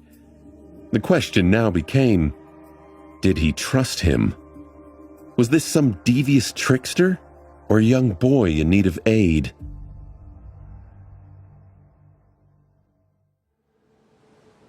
Sonny considered Kai's words. An ability that allowed the Awakened to fly was not unheard of, but it was rather rare. And here on the Forgotten Shore, where a cursed flood of darkness devoured the world every night, it was nothing short of priceless. Sonny couldn't even imagine how much easier it would have been to traverse the labyrinth with someone with Kai's aspect by his side. Suddenly, it made a lot more sense why someone like him would possess a small fortune of soul shards. It also explained why his captors were so gentle in their attempts to force the memories out of the young man. He was much more valuable alive. Sonny remained motionless for some time, thinking things over. After a while, Kai spoke again in his pleasant voice, tinted with a bit of apprehension. Well, will you help me? Sonny sighed and walked back to the dark fissure of the well. All right, I'll remove this grate and you can fly out. However, I don't need your shards. If you want to come out of there alive, you'll have to do something for me instead. The prisoner of the well hesitated, then cautiously asked, What? Sonny smiled. I'll tell you when you need to know. Don't worry, it's nothing serious. I just need help completing a few errands inside the castle. So, do we have a deal or not? If not, I'll be on my way. I've wasted enough time here already. Kai didn't have to think about it too long. Soon his voice resounded from the darkness once again. We have a deal. It sounded strangely relaxed, as though the young man had become resigned to fate. Sonny slightly frowned. Great. One more thing. If you break our agreement and simply fly away, I will find and kill you. This is not a threat, just facts. Do you understand? Kai lingered for a moment before answering. Yeah, no problem. Sonny gazed into the black cavern of the well and hesitated. He was more or less sure Kai was human, but had to be prepared to act immediately in case he was not. Following his silent command, the stone saint came out of the shadows and kneeled near the well, grasping the grate with her hands. The steel of her gauntlets scraped against the ornate iron, and with some visible effort, she slowly moved the heavy grate to the side. Sonny shivered as he listened to the wrenching sound of iron grinding against stone. The midnight shard appeared in his hands, and he lowered himself into a combat stance with grim resolve. Whatever came out of the well, he was ready to face it. A few seconds passed, each feeling like an eternity. Sonny was tensely staring into the circle of pure darkness in front of him, waiting to see if he was right to trust the prisoner of the well or not. Then, several more seconds passed, and then a few more. Nothing happened. What kind of game was this person playing at? Sonny tilted his head. Some irritation seeped into his tone. Aren't you going to come up? After a bit of delay, the charming voice resounded from the darkness once more. You see, I just thought of something. Sonny didn't like this. He was comfortable with the deal they struck, and now that he'd done this part, it seemed like the prisoner wanted to renegotiate. Sonny choked up on his sword. What is it? Kai was silent for some time, then answered with a bit of wariness. It's just that this grate is so heavy that it wouldn't even budge when I tried to move it. It took all 6 of my captors to put it in place, and they were all big, strong men, so... Sonny hesitated. I know that we have already established that we are both human, and it's not that I doubt your honesty, but would you mind explaining to me how it is that you were able to remove it all by yourself? Kai had resorted to pleasantries once again. Sonny cursed under his breath. Oh, come on. This guy was even more paranoid than him. He was reluctant to reveal his hidden ace to Kai, but the cautious prisoner left him no choice. Sonny glanced at the stone saint with a dark expression. That thing is too heavy for me, too. but I was lucky enough to get a very strong echo." Kai seemed to suddenly become very curious. "Oh, that is indeed lucky. Very few people in the castle have an echo. I think I know every one of them by name." There was a short pause. Sonny closed his eyes and prayed Kai wouldn't ask the obvious question. He hoped this man would stop asking questions altogether. With Sonny's flaw, even friendly questions could be quite dangerous. And the last thing he wanted was a repeat of the Harper incident. Kai's soothing voice called up again. "By the way, what is your name?" Sonny rolled his eyes and gritted his teeth. "My name is Sunless." The conversation was entering dangerous waters. Depending on what Kai was going to say next, Sonny might be forced to climb into the well after all. Not to save the young man with a beautiful voice, but to silence him forever. Meanwhile, Kai suddenly laughed. "Sunless. That name does not sound like something only a soul-devouring demon would be called at all. Zero chance of that, right?" After saying that, he laughed again. This time with a hint of desperation in his voice. However, even then, Kai's laugh was very pleasant to the ear, even more pleasant than his charming voice. Sonny was in no mood to appreciate its melodious sound. Sonny bit his lip and thought, "God damn it, why won't he leave already?" Sonny rubbed his temples. He knew he wasn't being fair to Kai. He'd be cautious too in his situation. Paranoia got a bad rap, but it could mean the difference between life and death. But rational or not, Sonny was tired of this. No one seemed to trust him. And he was such an honest young man, the most honest young man in the world. His annoyance seeped into his tone. "Very funny. Now come out of that well before I change my mind." Eventually, Kai stopped laughing. "There's no one in the castle with that name. At least no one with an echo under their command. Do you maybe live in the outer settlement?" Sonny rolled his eyes and thought, "Oh, come on." Sonny closed his eyes, feeling the flaw's pressure growing in his mind. "No." Kai cleared his throat. "So you are someone who walks the cursed ruins alone at night, possesses the strength of at least 6 men, dwells in the darkness beyond the castle walls, and calls himself Sunless. Did I miss anything?" Sonny grimaced. "Not really."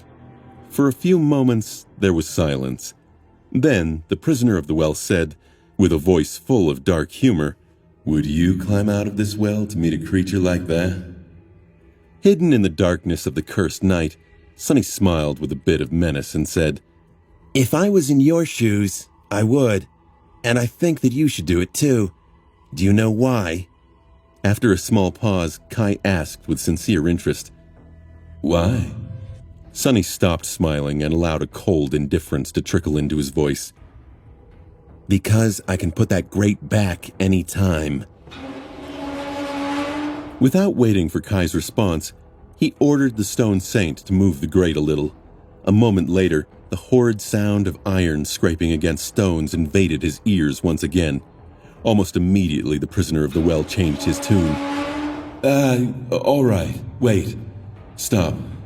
The stone saint released the grate, allowing silence to reign over the lonesome courtyard once again. Kai was quiet for some time, and then said with dejected reluctance, "You'd better not be a demon, all right? Stand clear. I'm coming out."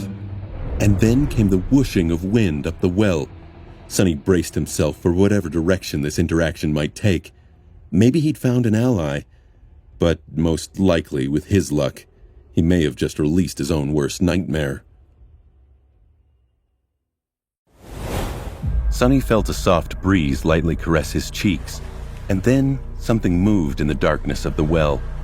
Gripping the hilt of the midnight shard tightly, he prepared for the worst. On the other side of the dark fissure, Shadow Saint slowly raised her shield and rested the blade of her sword on its rim. However, they had nothing to fear. A few moments later, a graceful figure appeared in the air, rose above the well, and then gently landed on the stones in front of it. The corner of Sonny's mouth twitched. The owner of the charming voice was indeed human. It was a young man wearing light lamellar armor, with luscious dark auburn hair and mesmerizing green eyes. His well-fitted armor was made of burnished brown leather, with deep blue embroidered garments beneath. However, for a moment, he wished that Kai turned out to be a demon, because the damn guy not only possessed the most charming voice he had ever heard, but was also drop-dead gorgeous. Honestly, it was simply unfair. 2 weeks spent in the deep dark pit did nothing to lessen Kai's glamour, too.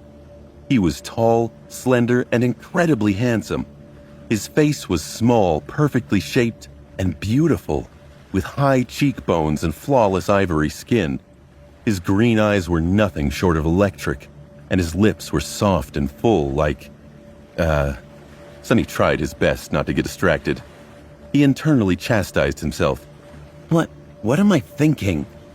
What's more, Kai seemed to possess that special type of warm charm that made some people almost irresistibly attractive.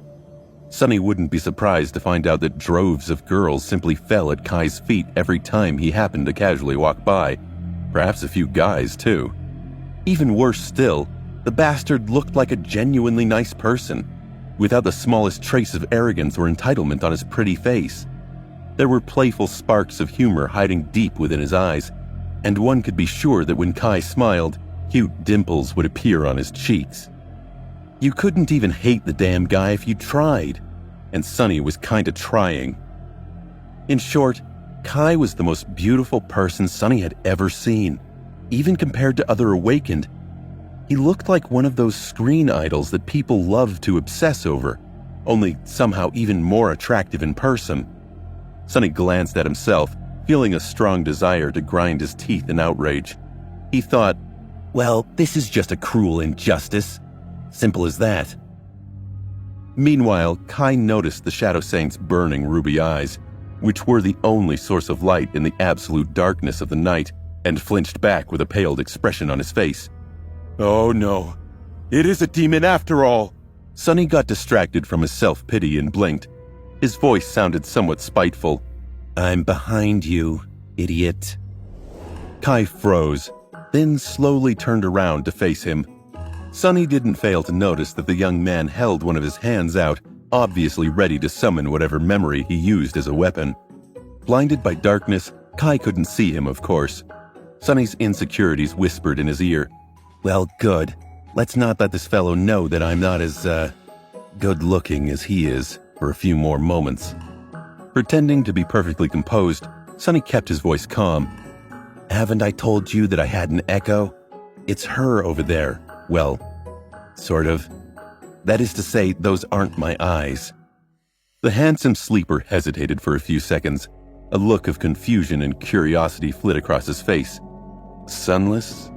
You are a human? Up until that moment, both of them were just disembodied voices to each other. But now, well, Sonny had already made sure that Kai was not some ancient horror, or at least didn't look like one. The former prisoner of the well was still in the dark, both literally and figuratively. Last time I checked, I was still human, yes. If you have a memory to produce light, you can summon it and see for yourself. Kai lingered. Won't the nightmare creatures be attracted by the light? Sonny smirked and thought, smart and cautious. I like him. Sonny cleared his throat. Usually light would draw in nightmare creatures, but this courtyard is secluded. Plus, there are not a lot of monsters in this area. I guess that's why those thugs chose this particular place to keep you imprisoned. With a sigh of relief, Kai summoned a paper lantern that glowed with soft yellow light. Yeah. Damn. Relying on shadow sense to keep track of the young man's movements, he raised a hand and covered his eyes. Accustomed to the darkness, his eyes weren't ready for such a sudden appearance of light. Of course, Sonny knew that this would happen. He allowed himself to be momentarily blinded to give Kai some sense of safety and better convince him of his human nature. Kai felt a pang of guilt when he saw Sonny's harsh reaction. Oh, sorry. The beautiful young man lowered the lantern a little and looked up, trying to finally lay eyes on his mysterious liberator. Then, with a bit of surprise, Sonny slightly lowered his head and looked down. He silently commented to himself, "Great, that's not humiliating at all." Kai stared at Sonny for a few seconds and, after realizing that he was indeed human, offered him a dazzling smile. His smile was as charming as the rest of him. Even the cute dimples that Sonny had imagined would inevitably appear on his cheeks were indeed there in all their glory. It was nothing short of obnoxious. "Well, what a surprise. I was almost certain that you would turn out to be a terrible monster. But you aren't. You are human, and such a cutie, too." Sonny coughed. His mind raced. What? Did he just call me a cutie? How dare he? That's nice. Should I thank him? What is happening? Sonny's heart was beating a mile a minute. Meanwhile, Kai frowned. "But sunless." Without a thought, he blurted out, What? The beautiful sleeper blinked a couple of times. "Can I ask you something? If you don't live in the castle or the outer settlement, then where do you live?" Sonny shrugged. Are there many options left? I live in the city. Kai hesitated for a bit, but then suddenly, a light of realization ignited in his mesmerizing green eyes. "Oh, I think I've heard of you. Aren't you that crazy kid that lives alone in the ruins?" Sonny stared at him with murder in his eyes. Why did everyone keep calling him a kid? And why did everyone keep calling him crazy? What were they saying in that castle? Sonny sighed deeply. Indeed, that's me. You can call me Sonny, by the way. Once you get to know me better, you'll realize that I am not that crazy. Kai looked at him with doubt. Noticing that, Sonny grinned. He decided to tease the obnoxiously gorgeous young man a little.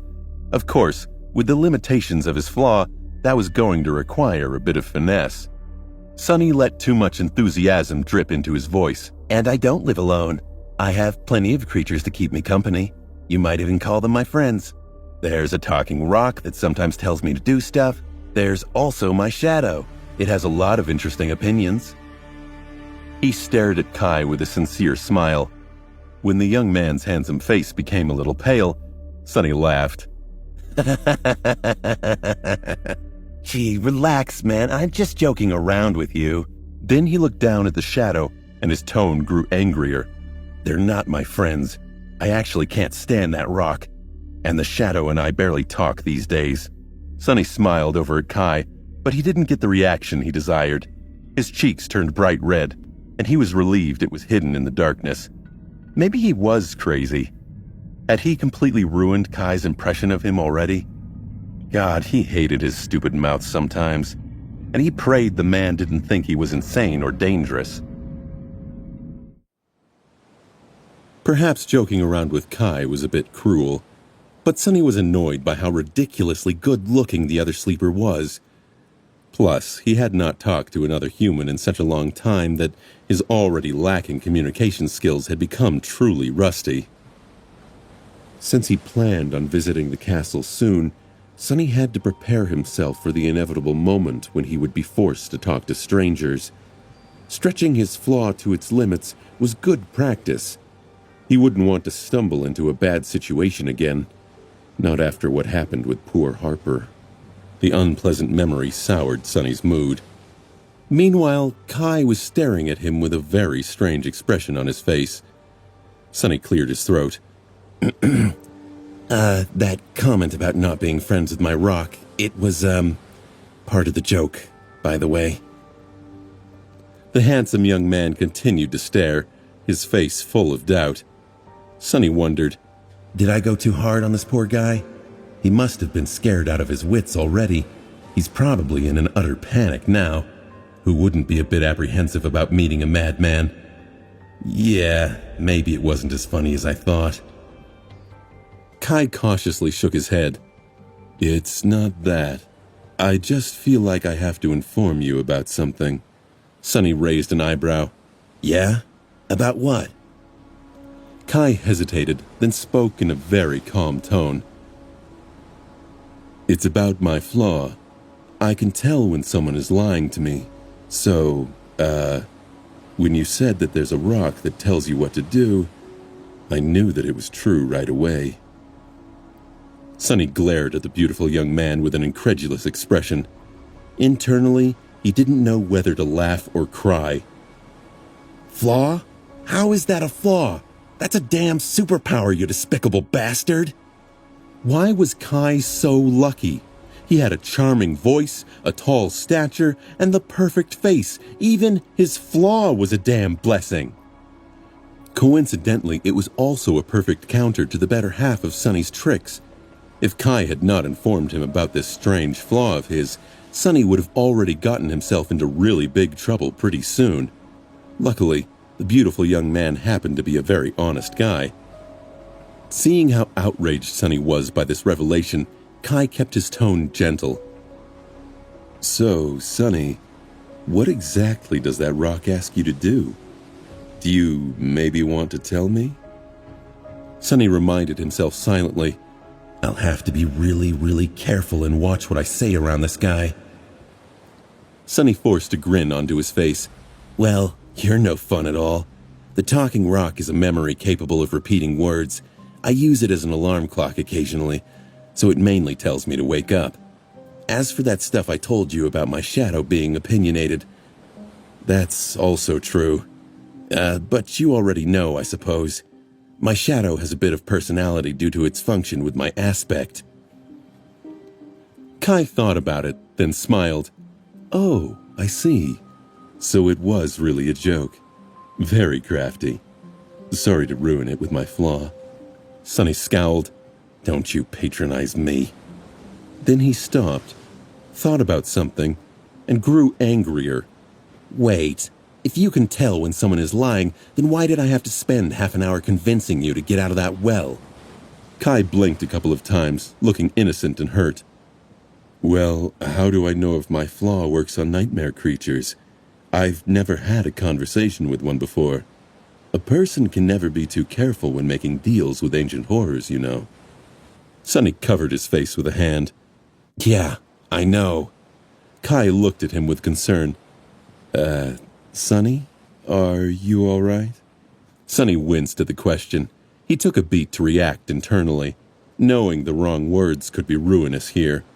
He thought, "This is those cursed strings of fate screwing with me again. What are the odds of meeting a person whose flaw is almost the exact opposite of mine? And why is he so goddamn stunning? Is that supposed to be the opposite of how I look? Huh? Sonny didn't give voice to these thoughts. Instead, he kept it simple. "I am all right. Anyway, let's get down to business." Kai sighed. "Of course, a promise is a promise. I will help you do whatever it is you want to do in the castle. Shall we go together?" Sonny shook his head. "Not yet. I'll have to stop by a place first. Do you know the big ruined cathedral to the south of here?" The other sleeper thought for a bit, then nodded. "I think I do. I fly over that part of the city often, and it's hard to miss. Are you taking me there?" Sonny hadn't fully considered that question yet. On the one hand, Sonny didn't want anyone to know where he lived. On the other hand, he didn't trust Kai enough to simply let him return to the castle and wait there. But moving through the city with a source of light was not something he was prepared to do either. Was there a compromise? "I can't take you there with that lantern of yours. I survive by hiding in the darkness, remember? So you can go on and fly to the cathedral on your own. Wait for me on the roof." Kai looked south, remembering the location of the ruined temple, and nodded. "All right." Sonny raised a hand, stopped the young man from flying away. "Wait. Whatever happens, don't go inside the cathedral, okay? I'm not joking. There's a fallen devil residing inside, so if you do, he'll butcher you just like he had butchered that bunch of idiots who had kidnapped you." Kai stared at him in shock. "What? They're dead?" Sonny shrugged. "How do you think I found you in that well? One of the dead thugs had a map on his body. I thought there'd be treasure hidden in the marked location, but..." The beautiful sleeper smiled. "But it was something much better? Thank you for the compliment. I'll be careful not to enter the cathedral. Rest assured. Sonny stared at the smiling Kai for some time, then shrugged in exasperation. Sure, off you go then. And remember, if you break our agreement, I will. Kai cut him off, his voice unimpressed and almost mocking. You'll find and kill me, yeah. Don't worry, Sonny. I never break a promise. With these words, Kai raised his head and looked up. A soft gust of wind touched Sonny's skin, and then, in the next moment, the charming sleeper suddenly soared above the ground, quickly disappearing into the sky. Soon, only a tiny dot of his paper lantern could be seen, moving south through the black skies like a lonely star.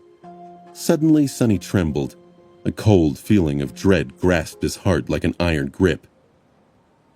Following the dot of light with his eyes, he whispered, There was a lonely star, burning in the black skies, and under its light, the castle was suddenly consumed by fire, with rivers of blood flowing down its halls. He didn't know what brought the words of Cassia's vision rushing back to him, but they paralyzed him in fear. He told himself he was reading too much into a coincidence. But he did know better. He had known the truth of that prophecy for some time now.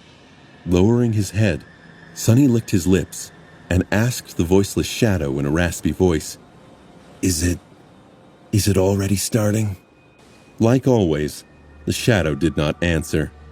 He thought, what a stupid question. It had started a long time ago, right at the moment when me, Nephis, and Cassia had entered the ruined city. He felt a feeling of dread wash over him. Something terrible set in motion long ago was finally going to come to pass.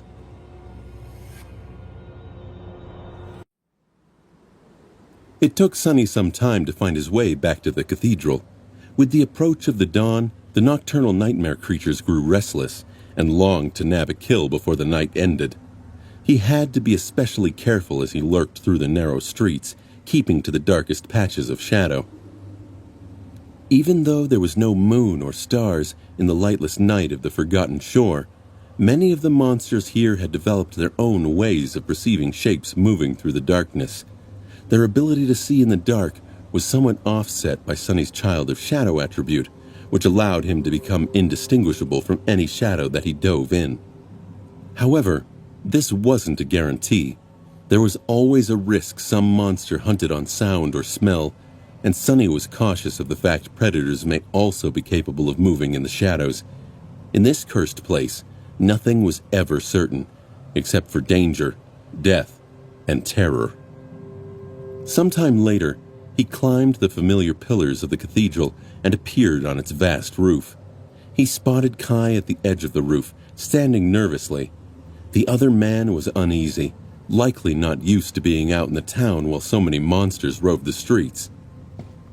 Walking on the wide ridge separating two slanting expanses of ancient tiles, Sonny approached Kai. The beautiful young man was grasping a longbow made of horn in his hands, staring into the darkness with a tense expression on his pale face. Sonny stopped a few steps away from him and looked at that bow for a long time. The weapon must have been Kai's memory, and Sonny couldn't help but wonder what he'd done to get it.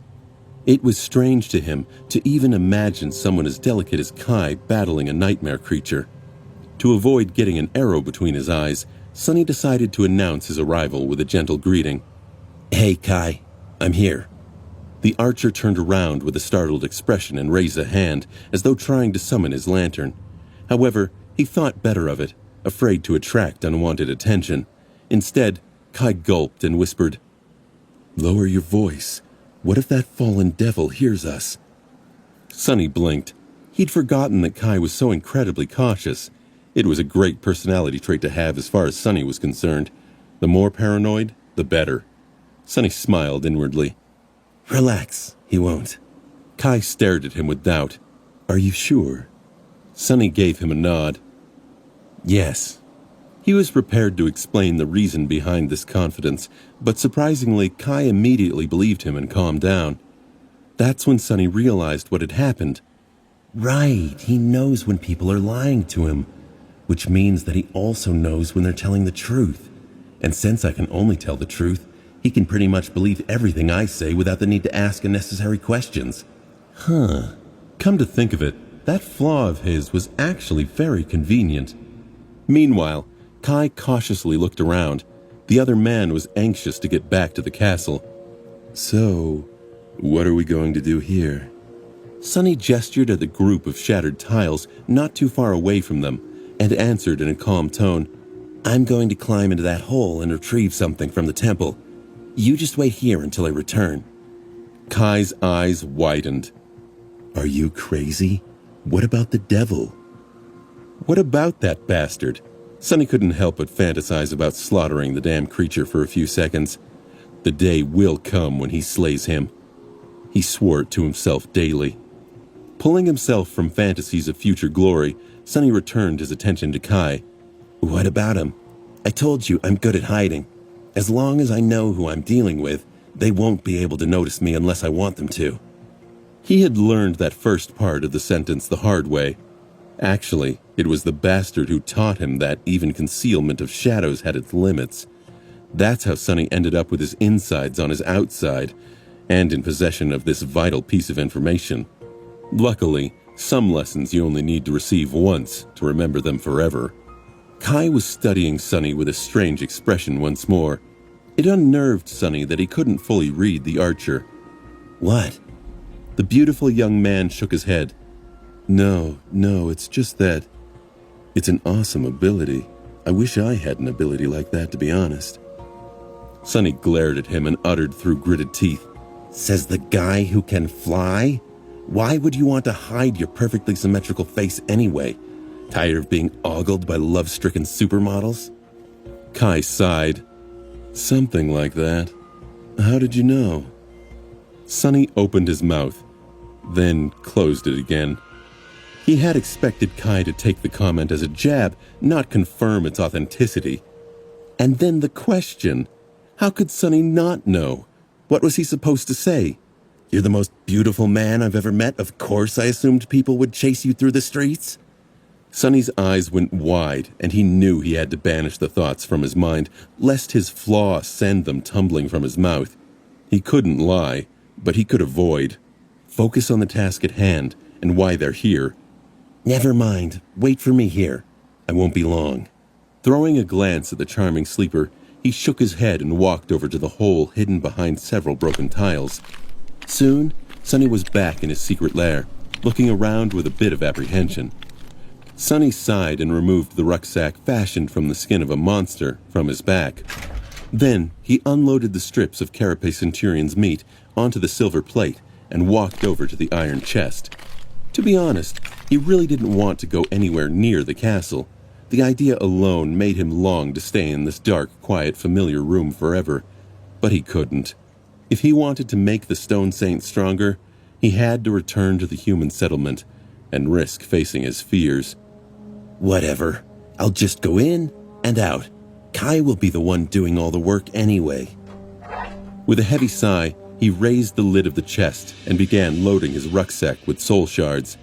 Dozens of beautiful crystals were soon glittering inside. Sunny only took half of them, but the amount was already enough to drive many people to murder. He couldn't really blame them. On the Forgotten Shore, shards represented money, and money represented life.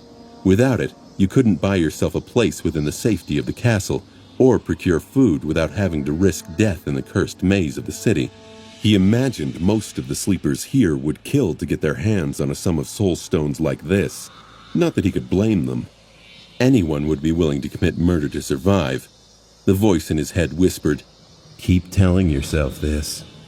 With an angry grimace, Sunny shut the rucksack tightly, made sure that no light seeped through its seams, and turned around. Glancing at his peaceful hidden lair one last time, he shut his eyes for a moment, and then walked away without looking back. It was time to return to the castle. He reassured himself that this would be a simple trip. He insisted he wasn't going to run into anyone from his past. Of course, he had no control over that.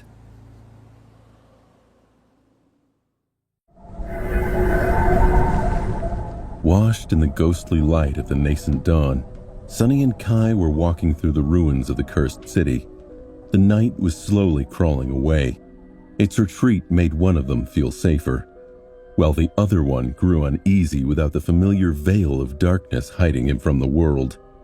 Sonny's eyes danced across the crumbling buildings and broken cobblestones. The once familiar landmark seemed to have been transformed by sunlight. I almost forgot how mournful this place looks when the sun is up. Somewhere in the distance, the waves of the dark sea were halting their eternal assault on the stone walls of the ancient city. These walls had withstood thousands of years of wear and abuse without allowing even a single drop of black water to seep through. Sonny suspected that they would stand unbroken for 1,000 years more. Suddenly uncomfortable, he turned his head west and found the distant silhouette of the Crimson Spire. The menacing structure was looming over the forgotten shore like an evil omen, spelling doom to anyone who would dare approach it. The sight of the spire spurned a deep discomfort in his chest he couldn't describe. The best he could compare it to was a nagging doubt. Doubt that he was safe. Doubt that these sturdy and dependable walls would be enough. Sonny had chosen a complicated and meandering route to reach the castle. Kai, who was less familiar with the cursed city, simply followed behind. The charming young man was alert and collected, his bow ready to send arrows flying at any moment. They had to circle around many areas where especially terrifying creatures were known to dwell and hunt, making slow progress. Still, it was better to be safe than sorry. At some point, Sonny raised his hand, gesturing for his companion to stop. He peered into the distance with a deep frown on his face. Kai glanced at him. His voice was low, barely a whisper. What is it? Sonny brought a finger to his lips. Shh, listen. Soon they heard an eerie sound that resembled stifled, heart-wrenching weeping. It was as though there was a crying woman in the fog ahead of them, slowly drawing closer. Her trembling sobs made both sleepers shiver. Kai looked at him and asked without much confidence, What are the chances that it's actually a human girl? Sonny gave him a crooked smile. Low. Without needing to discuss it, they hid behind a large pile of rubble and waited. Pressing himself against the cold stones, Sonny sent his shadow to climb the building and observe the surrounding streets. Kai saw the shadow off with a bewildered look, blinking a couple of times, but didn't say anything. A minute or two later, Sonny glanced over at Kai. Where are your arrows? The charming young man hesitated, concerned by the question. I usually carry a quiver with a few dozen arrows that were specially crafted for me by one of the best blacksmiths in the castle. But the gentlemen who put me in that well, may they rest in peace, weren't kind enough to let me bring it. Sonny gave him an amused look. So that bow of yours is actually useless? Kai lingered for a few moments as he searched for an answer to the question. I also have arrow-type memories. This was good news in Sonny's book. How many? The elegant archer lowered his gaze in embarrassment. 2. Will that be enough? Sonny was silent for a bit. He didn't know if Kai's memory arrows had any special abilities. He didn't know what they were dealing with either. But the idea that anything strong enough to brave these streets could be felled in 2 shots was absurd. No, I don't think that will be enough. Out there in the fog, his shadow was looking at the creature that had been producing the heart-wrenching weeping. It was not a human girl. A massive 4-legged beast was walking through the morning mist. Its flesh was rotten and emaciated, hanging from the bones like a tattered coat. Sonny could see the white arcs of its ribs through the holes in the rotting hide, the unnatural darkness hiding behind them, and the powerful jaws of the partially bared dog-like skull that were full of terrifying teeth.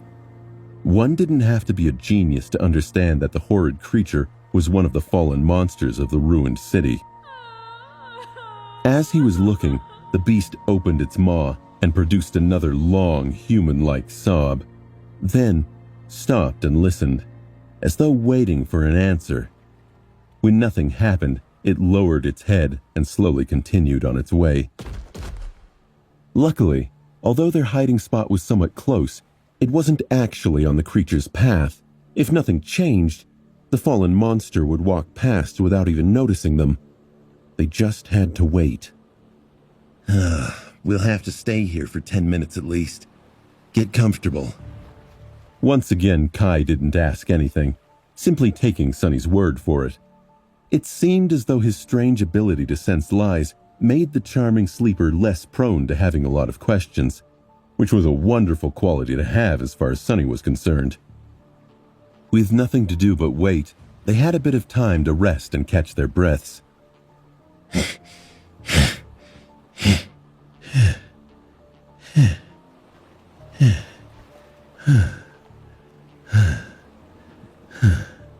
Sonny summoned the endless spring and took a few sips of cold, sweet water. Noticing that Kai was staring at him, he hesitated, then passed him the beautiful glass bottle. The charming young man drank greedily, as though someone dying from thirst. A thought blossomed in Sonny's mind. He felt a pang of guilt. When was the last time they gave you water? Kai detached himself from the bottle, wiped his lips, and smiled in pure delight. 2 or 3 days ago, I think. Thank you kindly. He returned the bottle and looked at Sonny with curiosity. Hey, Sonny, can I ask you something? Sonny tensed up and gave the charming archer a dark look. You can. Sonny's eyes, however, hinted that he shouldn't. But Kai either didn't notice the menacing glare or wasn't bothered by it. You came to the Forgotten Shore this last solstice, right? Sonny reminded himself to answer the questions and say nothing more. Think nothing more. Yeah? Sonny held his breath, guessing what the beautiful sleeper was going to ask him. How they had survived in the labyrinth, why he had abandoned the castle, how he had survived in the ruins. Each of these questions could potentially lead to a disaster. Kai leaned forward with excitement in his eyes. Well, can I ask, what's the top music video in the charts out there right now? Sonny blinked, confused. Had Kai seriously just asked him about music? About the real world? That was absolutely the last question Sonny had expected to hear. Noticing that the charming young man was staring at him with anticipation, he shifted and answered with a bit of uncertainty. I have no idea. Kai sighed, clearly disappointed, but then suddenly smiled again. The smile was wide and dazzling. Can I ask you another question? Sonny had no idea what Kai's next question might be. Was it another frivolous, fun inquiry? Or would he finally ask the words that would trigger an absolute disaster? Sonny remained hidden with Kai as the two men waited for the nightmare creature to lumber by. Kai, apparently, saw this as an ideal time for a pleasant chit-chat. In the next 10 minutes, the foundations of Sonny's worldview were shaken to the core. Kai drowned him in a torrent of questions, all of which had nothing to do with anything even remotely important. What interested the charming sleeper were very strange things. What types of shoes were in fashion, what outfits certain celebrities wore to pompous award ceremonies, which of them had a scandal, and what was that scandal about? What was the latest dance craze, and so on. He was endlessly curious about that type of stupid crap and bafflingly indifferent about all of Sonny's dark secrets. It was almost insulting. What's more, Sonny felt like a complete fool because he couldn't provide even a single answer. What did he know about fashion and high culture? Nothing. After a while, Kai's enthusiasm waned. Looking at Sonny with a comically disheartened face, he sighed and gently asked one last question. Sonny, tell me honestly, back in the real world, did you live under a rock or something? Sonny stared at the gorgeous young man, feeling like the world completely stopped making any sense ever since they had met. What are you talking about? Why would I live under a rock? You would freeze to death. I lived in a cargo container once, but it had 4 walls and a roof at least. Kai's face twisted into a look of surprise and then sympathy. I see. Well, sorry to bother you. It's just that I've been stuck in this place for 2.5 years now, and life here is so monotonous. His beautiful profile was radiating melancholy and sadness, as though Kai was lamenting something serious, as opposed to utter rubbish. Sonny was floored. He thought to himself, 2.5 years? That dimwit survived here for 2.5 years? Sonny didn't see how that was even possible. Kai seemed like a nice guy, but not exactly someone well suited for the ruthless nightmare of the Forgotten Shore. Perhaps he had underestimated the charming sleeper. Or perhaps there was another, much simpler reason. Sonny frowned. There was a group of people who tended to live here the longest. Suddenly suspicious, he asked in a cold tone, Are you part of Gunlog's gang? Kai looked at him with surprise. Then he chortled. Gods, no. If there's one thing I despise, it's bullies like him. I would rather die than become one of Gunlog's minions. Plus, the man has no style. That armor of his is the most hideous thing I've ever seen. However, after saying that, he suddenly grew quiet and added after a few seconds in a dejected voice, But I do accept jobs from his lieutenants from time to time. That is the reason why he tolerates my existence, so I don't really have a choice. Sonny hesitated for a bit, but then decided that he believed the other sleeper. He didn't look like one of Gunlog's thugs. Besides, if he had been one of them, no sane person would have dared to kidnap and imprison him. Members of Gunlog's army were nearly untouchable. Plus, Sonny never came across him during his week-long recon back in Bright Castle all those months ago. If Kai had been surviving on his own, that meant he was, indeed, much more capable than Sonny had given him credit for. Noticing that the eerie sobs of the fallen beast had grown sufficiently distant, Sonny shifted his perspective to the shadow and made sure that the terrible creature was already far away. Standing up, Sonny dismissed the glass bottle. We're safe now. Time to move. Once they were ready to leave, he summoned the shadow back and prepared to take the first step forward. However, then Sonny suddenly stopped and glanced at the charming young archer with hesitation. Hey, Kai, can I ask you a question as well? The older sleeper smiled, honesty and eagerness written all over his face. Of course. Sonny was silent for a couple of seconds as he chose the wording of his question. That armor of yours, do you wear it because it's the best one you could get, or because it looks good? Kai looked at him with confusion. He raised one exquisite eyebrow.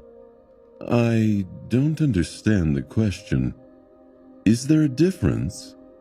Sonny closed his eyes, sighed, and turned away.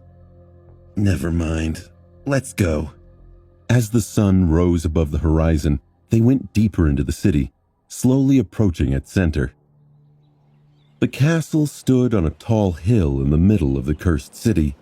It was just as grand and magnificent as Sonny remembered, with dozens of towers rising into the air, each supported by several elaborate arches and columns. Grotesque gargoyles were staring down on the ruins from under the eaves. In front of the castle lay the makeshift settlement with small shabby buildings made out of stone, wood, and anything else the inhabitants of this slum could get their hands on. The streets were littered with downtrodden sleepers, forming messy groups and narrow alleys. The settlement seemed somehow less depressing than it did when he first arrived. It was still a rundown slum with plenty of dirt and grime, but there didn't seem to be people starving in the street. Its denizens didn't leer angrily and hungrily at everything that moved. Sonny had no doubts these tiny changes in spirit were because of Nephis's work. She had been feeding both the people and their spirits. He thought to himself, I guess she was busy in these 3 months too. As the two of them approached the outer settlement, several sleepers greeted Kai with friendly smiles. Hey, Knight. Glad to see you, man. Where have you been lately? Kai smiled in embarrassment. Flying around. What about you, pal? While the charming young man was exchanging pleasantries with his acquaintance, Sonny cautiously looked around. Despite the newly amiable attitude of the settlement, Sonny felt a tension in his heart. It was as if he was now in enemy territory. Not that he thought of Nephis as his enemy. It was just... he definitely didn't want to bump into her. Last time they interacted, he stormed away and left her shouting after him. Sonny had no idea how she'd react to that. People rarely defied Nephis. There was also a chance that he might bump into Castor, Effie, or Cassia. A half smirk ghosted over his face. Seeing Cassia might not be so bad. Would it? Finally managing to end the conversation, Kai turned to him and smiled apologetically. Sorry about that. Sonny frowned. Why are they calling you Knight? The charming young man stared at him, then cleared his throat and said with a bit of strangeness in his voice, Oh, you really don't know. Well, it's a nickname of sorts. Nightingale. That's how I'm known around these parts. Sonny rolled his eyes and thought, what a stupid nickname. He decided to finish up his business here as soon as possible. He couldn't wait to leave this depressing place. All right, since we're here, time to make good on your promise. Kai gave him a nod. Sure. What do you need me to do? Sonny looked around, making sure that no one else could hear them. It's simple. Go into the castle and find out who is selling memories and what the price is. Then come back and report to me. His companion blinked a couple of times, clearly surprised, then shrugged. No problem. But it's going to take a while. If you want the best information possible, of course. Sonny grimaced. Do as you see fit. I'll be waiting for you in that alley over there. Kai looked at him one last time, smiled, and walked away. Feeling nervous and tense, Sonny walked over to a secluded alley and rested his back against the wall. He tried to become as small and unnoticeable as possible.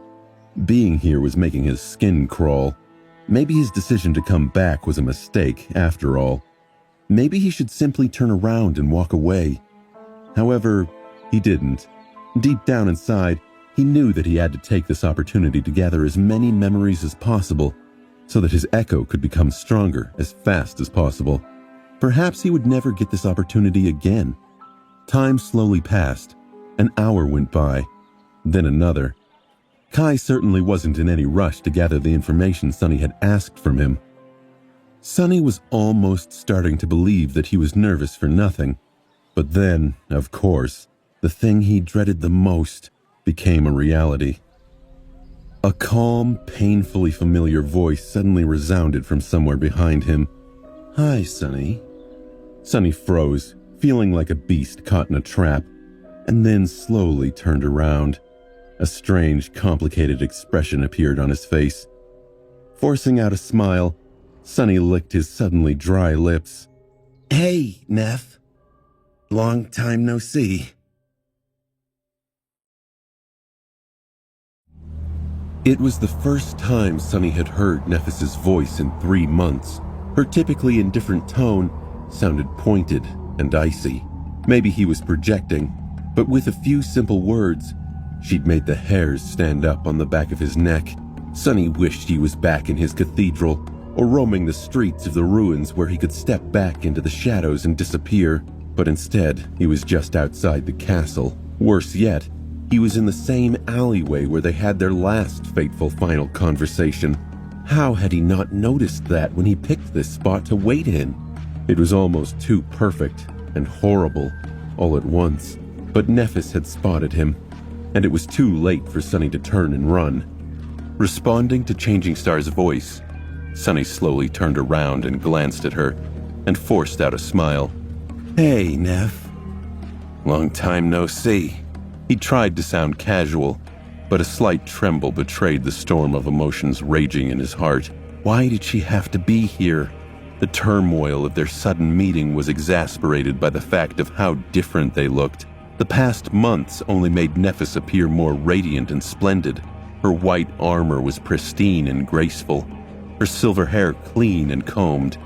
Sunny, on the other hand, looked like a pile of dirt that had somehow come to life. Both he and the puppeteer's shroud had seen better days. He didn't want to see her, but even more than that, he didn't want her to see him in this sorry state. What if Nephis gets the ridiculous idea that he was somehow miserable after falling out with her? Nonsense. He was doing better than ever. He lived in a palace, ate delicious food every day, and had even become incredibly wealthy. If anyone should be miserable, it would be her. You do realize that you said that out loud, do you? Sunny blinked, remembered where he was, and stared at Changing Star in shock. Huh? What? She smiled with a corner of her mouth. You just zoned out and mumbled, "Why did she have to be here?" under your breath. That was not very polite. Sunny hid his embarrassment behind a grin and said, "Yeah, well, I meant it." Nephis sighed. "I'm glad to see you too, Sunny. It's good that you're still alive." Trying to conceal his discomfort, he shrugged. "What? Didn't you expect me to survive without you?" She looked at him for a while and slightly shook her head. "No. On the contrary, I had a feeling that you would be just fine on your own." Then she paused for a moment and added in a flat tone, "After all, a cockroach like you is not easy to kill." Sunny scoffed. "Now who's being impolite?" Nephis stared at him in confusion for a couple of moments, then chuckled. "Oh, sorry. I meant it as a compliment." He was glad to see Neph, too. As much as Sunny wanted to deny it, he had desperately missed her calm presence. Somewhere along the way, without even noticing, he had grown reliant on having her by his side. But seeing her again was also a nightmare. After all, nothing had really changed after their bitter quarrel, even though the intensity of it all diminished. The future that Cassia had foretold was still inevitable. Now that the initial shock of running into Changing Star disappeared, Sunny took a closer look at her. Nephis looked stronger. He didn't know how much soul essence she had been able to absorb while he was gone, but it seemed like it was a lot. Neph was always confident and arresting, but her presence had grown to a completely new level. But then again, Sunny was no longer the same weak fool either. The Dark City had made him into a fearsome creature as well. The months he had spent hunting monsters in the absolute darkness of the cursed ruins turned him stronger, smarter, and much more deadly. If a little bit insane. Sunny doubted that any human on the Forgotten Shore had killed as many powerful nightmare creatures as he had in the same amount of time. At least not in single combat. Don't go on a tangent and forget where you are again. I don't need any more words tumbling out of my mouth without realizing. With a flinch, Sunny realized that he had been silent for a long time. An awkward silence hung between them, threatening to make him look bad. I need to say something, like, how have you been? No, that's a stupid question. How about... However, before he could speak, Nephis asked, "So, what brings you back to the Bright Castle? Are you back?" Startled, he scratched the back of his head and scrambled to find an answer. "Oh, I'm just doing some shopping." She blinked. "Shopping? Wait, did that sound weird?" Sunny's eyes widened. "Wait, did I say that out loud again?" He slapped his mouth shut and looked at Changing Star in horror. "God damn it.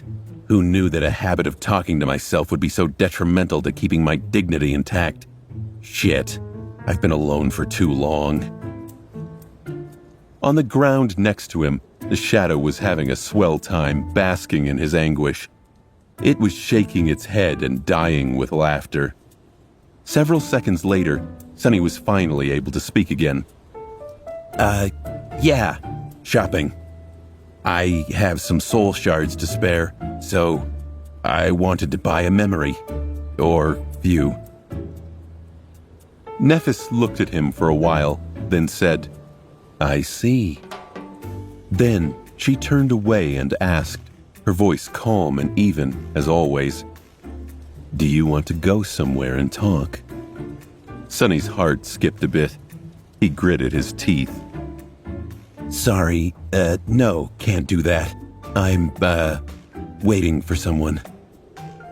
Changing Star lingered for a few moments, then asked, You're hiding in that alley because you're waiting for someone. Who are you waiting for, Sonny? He waved a hand. Oh, you know, a friend. Well, more like an associate, really. An acquaintance? Neff remained silent for a few moments, then said in an even tone, You can just say no. No need to invent some. But right at that moment, an enchanting voice came from the entrance of the alley. Sonny? Hey, are you here? Turning around, Sonny saw a beautiful young man with gorgeous auburn hair and mesmerizing green eyes enter the alley. He was wearing armor made out of burnished brown leather and blue silk clothes beneath, all of which fit him perfectly. On his face there was a bright smile. It was Kai. Sonny exhaled with relief. What do you mean, invent? See, he's right. However, the words died on his lips, because when he turned to Changing Star, he saw something that he had never seen before. Looking at the young man whom he had set free from the bottomless dark well, Nephis took a step back. Her face was pale, and her eyes were wide and glassy.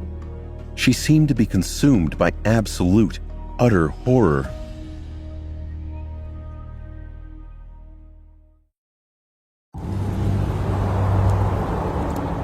Sonny had never seen Nephis show fear before, let alone be truly horrified.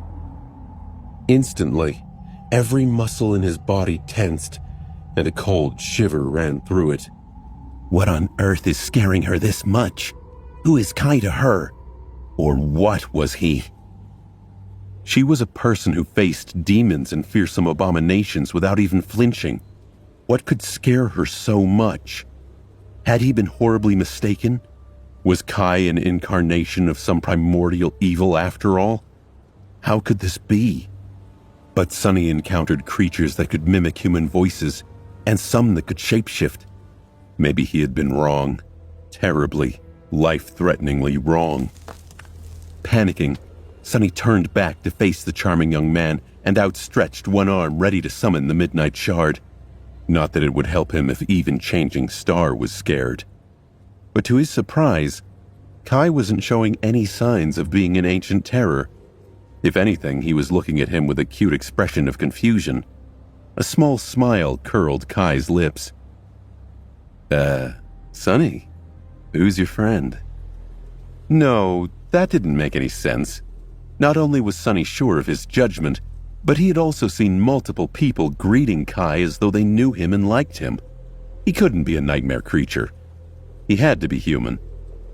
Then, what was wrong with Nephis? Keeping his shadow's gaze on the charming archer, Sonny slowly turned back and glanced at Changing Star.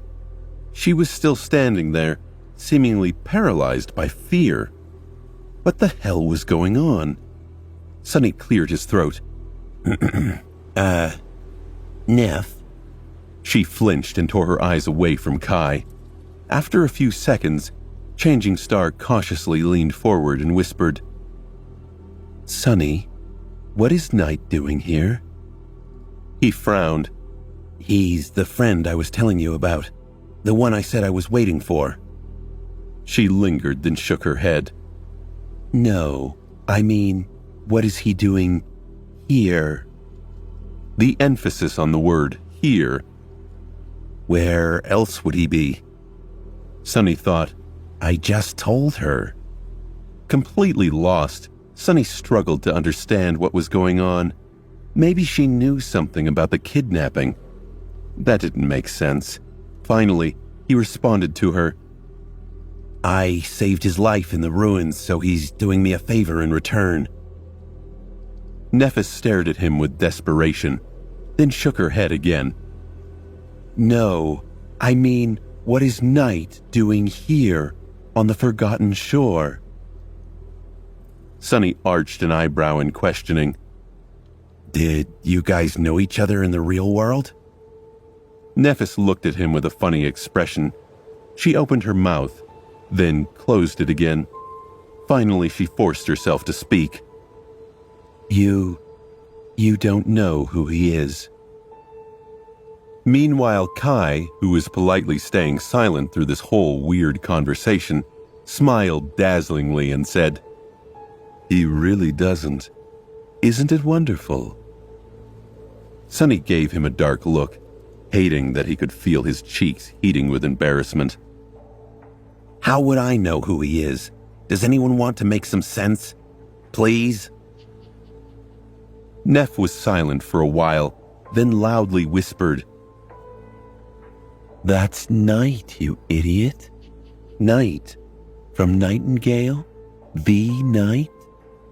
Sunny blinked, looking at her with a completely confused expression. What the hell was she going on about? He had no idea what that meant. Sunny rubbed his face with irritation. What are you talking about? What is a nightingale? Nephis looked at Kai, paled even more, and finally said in a small voice, It's only the best and most famous idol group of the last decade. Triple Orpheus winners, 100 consecutive weeks at the top of all charts, 6 diamond albums. That Nightingale, that Night, the lead vocalist. Sunny simply stared. Wait, are you telling me Nephis was so out of it because Kai used to be a member of some stupid boy band in the past? Changing Star was not horrified. She was starstruck. He remained silent for a while, and then exploded into laughter. Gods! Oh, gods! Nephis is a fangirl! What the spell? That's too funny. Come to think of it, when they first met, she had been wearing headphones the whole time. He should have realized that Nephis was into music much earlier. They were some of the few belongings she bothered to bring with her. But now, the mighty and stoic Changing Star brought down by a dainty idol boy? That was just too hilarious. He wasn't even jealous. What were the chances of meeting her idol in the damn dark city? You couldn't come up with that crap. As he was dying from laughter, both Changing Star and Kai glared at him with mixed expressions. However, Sunny just couldn't stop. His laughter only died down after he began wheezing. Sorry, I just didn't expect it from you. Oh, gods. As for your question, Night has been here for about 2.5 years. He lives in the castle. Or did. Nephis seemed thoughtful for a few moments, then glanced at Kai with wide eyes. 2.5 years? But I thought that Nightingale was on hiatus because of Gale's solo project. Sunny stifled another laugh. Oh, there's a Gale too? I can't even. Kai smiled apologetically. Yeah, I'm afraid not. I have indeed spent all this time here, in the Dark City. My agency had to come up with some cover story, I guess. With how things are, they can't even spin things and release a posthumous album. Poor guys. You know, since I'm not technically dead or even hollow, just asleep." He shrugged. Nephis gave him a shy nod. "Oh, I see." Trying to remove the awkward atmosphere, Kai offered her another smile. "By the way, it's so nice to meet another friend of Sunny's. What a surprise. I thought that he was a complete, a solitary person. I'm sorry, but I didn't catch your name. Was it Neff?" Looking at him, Sunny grinned. Then he cleared his throat and spoke in a relaxed tone. "Oh, right. I forgot to introduce you. Sorry, my bad. Knight, this is Nephis, although these days she goes by another name. You might have heard of it. Meet Changing Star of the Immortal Flame Clan." Now it was Kai's turn to stare at Neff with horror. The corner of his eye twitched. However, perhaps due to his idle training, he managed to hide his emotions much faster. Blinking a few times, he lingered for a moment and then said in his smooth, enchanting voice, "Oh, it's a pleasure to meet you, my lady. I have heard so much about you. It's an honor." Nephis turned away, trying to hide a hint of blush on her cheeks. Staring at the wall of the alley, she hesitated, then awkwardly said, "So, your friend is already here, Sunny. Can we go talk now?" There was something in Neff's tone that caught Sunny off guard. She glanced at him and added after a bit of hesitation, "I have something important to discuss with you. It's a matter of life and death."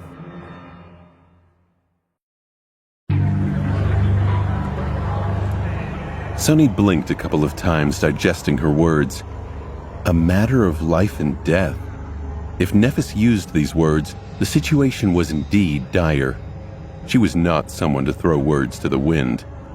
However, she was also not to be trusted. No matter how much Sunny wanted things between them to go back to the way they had been before, he knew that it was impossible. There was no way back for either of them. Sunny knew the true face of Changing Star now. He had seen the endless force of her conviction. In the flaming white inferno of her soul, all things were reduced to ash. Human concepts like loyalty, mercy, and affection had no hope of escaping that annihilation, not if it got in the way of her goal. No matter what bonds connected them, Sunny could not trust Nephis to put them above her boundless obsession. If push came to shove, she would sacrifice anything or anyone to achieve her goal, including him. At least that was what he believed. What's more, despite the fact that she tried to hide it, Sunny could feel that Neff's demeanor toward him had changed as well. He couldn't tell how exactly, but there was something almost imperceptibly different about how she looked at him. Once broken, trust was not easy to put back. Perhaps it was simply impossible. And yet, despite all that, was he really capable of refusing her plea for help? Sunny sighed and closed his eyes for a moment. No, he didn't think he was. Even if things between them became strained, she was still one of the only two people he cared about in this world. The way he felt toward Nephis was almost like a second flaw. No matter how much he wanted to, he just couldn't get rid of it. He could feel the weight of it pulling at his heart, weighing in his chest. Somewhere along the way, it had taken root in his soul. He had hoped that it would wither and die if they were apart, but instead, it just grew stronger. And now there was no escape from it. Sunny could feel himself being pulled back into the mess of humanity once again. Damn it. This was exactly why he had been reluctant to return here.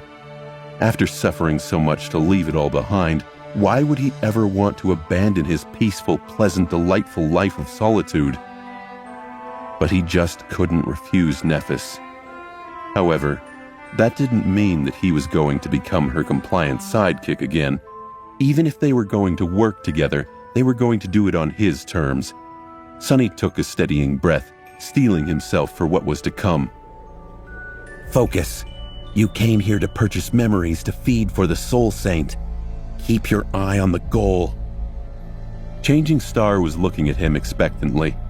Sonny tried to appear confident and casual as he said, We can have a talk, but not right now.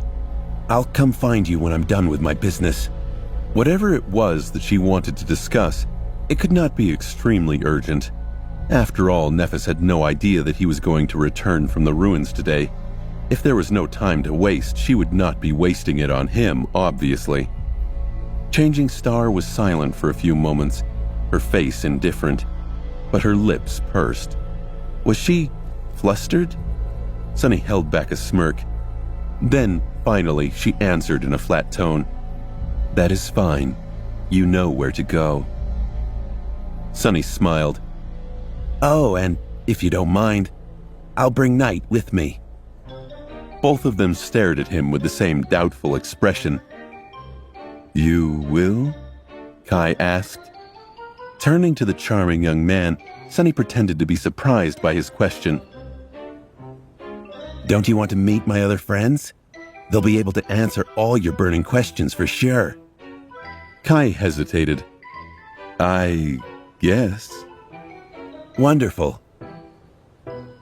Sonny gave him a nod and glanced at Nephis, who was eyeing Kai, clearly wondering if her idol could really be trusted.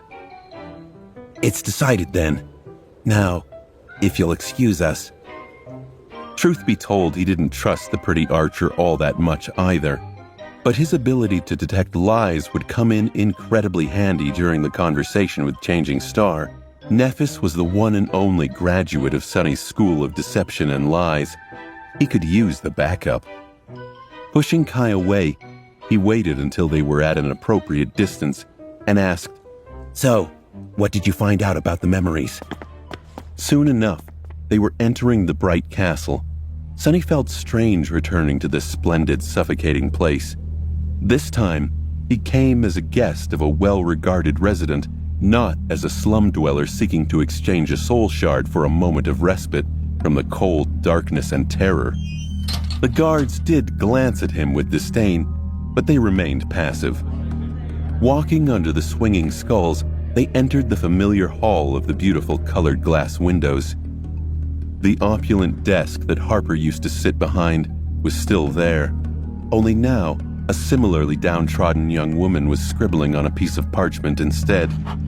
The world didn't care about the death of one little human. It just moved on, instantly replacing that which was lost, forgetting it. Sonny grimaced. He shook his head, trying to banish the guilt that was creeping back into his mind. He turned to Kai. So, did you find me some memories to buy? What are the prices? Kai smiled and gestured for him to follow, and said, I did you one better. I actually managed to get us an invitation to the memory market. Sonny frowned. The what? Never heard of it. The charming young man gave him a nod. That's not surprising. It tends to be invite-only and is very secretive. It's a place where you can peruse various memories and purchase them for an acceptable price. I say acceptable, but you know who has all the shards in this place. Usually, they only let the members of the host in. That made sense. Gunlog would never allow memories to freely circulate among people who did not belong to him. The guards and hunters, though, needed a place to exchange memories that didn't fit their aspects for either shards or something that did. Then how did you get the invitation? Kai shrugged. It's not that hard if you have the shards. The problem is very few of us free folk do. To Sonny's surprise, they had actually entered one of the forbidden areas of the castle. He noticed some of Gunlog's crests graffitied into the marble. A few were intricately carved into the stone walls. After walking down a few long corridors and going down several flights of stairs, a sturdy wooden door appeared before them. There was a symbol of a sword and shield drawn on it. Winking at him, Knight opened the door and walked inside. Sonny followed. Once he saw the interior of the room, his eyes glistened with excitement.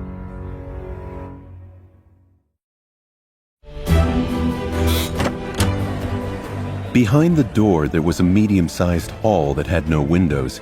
It was illuminated by a strange lantern that levitated in its center, radiating a bright and stable glow.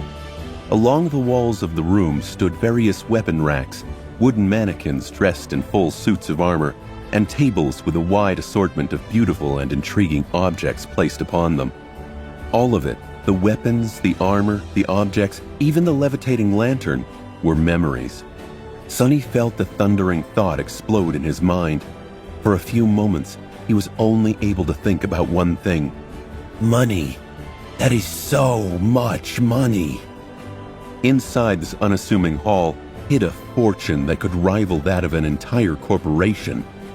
He was barely stopping himself from drooling. Kai's voice was the only thing that seemed to be able to break through his haze. Sonny? That brought him back from his covetous stupor. Sonny blinked a couple of times and glanced at Kai. Huh? The beautiful archer hesitated for a moment, then said, I was saying this is Stev. He's in charge of this place. Only now did Sonny notice that there was someone else standing with them. It was a man who was old by the standards of the Dark City, nearing 25 or so. He had a round face and cheerful eyes, which were currently full of doubt and hints of disgust. His gaze, of course, was aimed at Sonny. Have you ever looked in a mirror, bastard? I can't be that much shiftier than your usual clientele. Apart from his extremely tall stature, there was one other special thing about Stev's appearance, and it was that he was soft. He was the first person Sonny had seen who wasn't super gaunt from starvation, or at least had lean, ropey muscles. But Stev even had a belly. Having a belly like that in a place like that meant one thing. Stev hadn't had to battle the nightmare creatures or even another human in the Dark City for a very long time. Sonny didn't know whether to be impressed or appalled. In any case, Sonny decided to not get on Stev's bad side. Being able to live a soft life in a place like this meant he likely had many powerful friends. Nice to meet you, Stev. I'm Sonny. The giant looked down at him, then glanced at Kai. He spoke in a strange voice. Knight, my dear friend, are you sure this dirty vagrant is, a customer? Sonny frowned. Be civil. Be civil. Hey, you fat bastard. Are you sure that this dirty vagrant won't break every bone in that soft sponge you have for a body? In the dead silence, both Kai and Stev stared at him with wide eyes. Then Stev leaned back and let out a thunderous laugh. Oh, this little gremlin is a funny one, Knight. Well, good. Very good. If there's one thing I lack in this cave, it's entertainment. Chuckling, he shook his head and said, Still, my goods aren't cheap, my dear friend. Sonny, was it? A good memory will cost you a dozen shards at least. Much more if you want something really useful. Are you sure you have the means to shop here in my emporium? How many shards can a slum rat like you have? Sonny blinked. I think there was a misunderstanding. Have you seen me? Do I look like someone who would ever be able to buy something from you? Of course not. I've never even absorbed a single soul shard. That should tell you how many of them I have. Kai gave him a strange look. Because of how confident Sonny had been while traversing the ruins, he must have assumed that his companion was sufficiently powerful. However, now he suddenly learned that Sonny had never absorbed any soul essence. With his ability to sense lies, the charming archer would know that it was the truth. At least, mostly. Sonny had never absorbed a single soul shard, but he had absorbed plenty of shadow fragments. Sonny gave away that misleading secret in his dedication to his ruse. He didn't want Kai to start questioning the amount of soul shards he was about to spend. Letting the archer think instead that he was too obsessed with wealth to expend any on increasing his power would, hopefully, lessen the impact a bit. Meanwhile, Sonny shook his head. No. Kai here is the one who will be handing you the shards. I'm just here to point him at the right ones. I have an eye for good memories, you see. By which he meant that his eyes were literally capable of peering into the very essence of memories and discerning their true traits, but neither of them needed to know that. Stev scratched the back of his head. Well, in that case, take a look around. Ask me any questions if something catches your eye. Then Sonny glanced at Kai and scoffed. You could have just asked me for advice, you know. It's not like I can lie to you. Kai smiled with embarrassment. Yeah. Sorry. When Stev walked away, he leaned to Sonny and whispered, So the favor you wanted from me is to pretend to buy a memory and then give it to you, so that no one knows you have a hidden ace? Sonny stared at him. Actually, that was a really good theory. Having a weapon or tool that no one knew about was a very good advantage. Unfortunately, Kai didn't really know who he was dealing with. Sonny shook his head. No, I don't want you to buy one memory on my behalf. Then, with an earnest smile, he added, I want you to buy around 10. Kai's beautiful green eyes widened. Leaving the charming archer struck dumb and speechless, Sonny walked away and started perusing the various memories on display. There were a lot of them. Even in Stev's main stall, there were at least 100, if not more. All sorts of weapons immediately attracted his attention. There were straight swords, curved swords, rapiers, scimitars and sabers. Various daggers and knives called to him, shining in the bright light on the enchanted lanterns. There were a dozen or so of polearms, from spears to glaives to halberds to naganatas. Several battle axes were displayed nearby. Further away, warhammers, maces, and flails radiated a silent feeling of crushing force. A few bows received a dreamy look from Kai. There were suits of armor, too, from leather to metal, light to heavy, scale to plate, elegant, unrefined, graceful, barbarous, whatever a person could wish for. Some of them were shaped like actual armor. Others looked like cloth garments. Placed on tables, various objects begged for his attention. Gods only knew what enchantments they possessed. Well, to be precise, gods and Stev and Sonny. Walking among the memories, he would periodically place his hand on them. Immediately, the inner weave of the memory would be laid bare to his eyes, which were changed forever by the drop of a weaver's ichor. Studying the logic of the weave, he was able to glimpse its purpose. Of course, there weren't any truly remarkable memories in the hall. Who would want to sell something like that? However, even then, he managed to separate really good ones from simply acceptable, from borderline awful. That last category was what he came here for. Quantity over quality, remember? Sonny was almost done choosing the absolute worst memories out of all of them when his sight suddenly fell on a badly illuminated corner. In that corner, covered in a thick layer of dust, stood a seemingly discarded suit of armor. When Sonny saw it, his hands slightly trembled. For a moment, Sonny froze. However, a second later he continued to behave just like before, as if nothing had happened. The first rule of haggling: never let the enemy see that you're interested in buying something. And Sonny was dead set on haggling until Stev's ears started to bleed today. Pretending as though he had not noticed the dusty armor, he walked around a bit more, slowly approaching the corner where it was displayed. Judging by the neglect with which the armor was kept, the master of the memory market did not know its true value. Sonny really wanted to keep it that way, because, if he was right, that armor was much more valuable than anything else here. He didn't know for sure, but suspected that it was nothing short of a true treasure, because he recognized it. The suit of ancient plate armor was jet black in color, its design intricate and solemn. It radiated a feeling of dark resolve and stalwart adamantine grace. All parts of it were perfectly fitted to one another, creating an almost seamless barrier of impenetrable steel. Or, rather, stone, because the dusty armor was almost exactly the same as the one the Stone Saint was wearing. Of course, there were some differences. For starters, this one was somehow more impressive.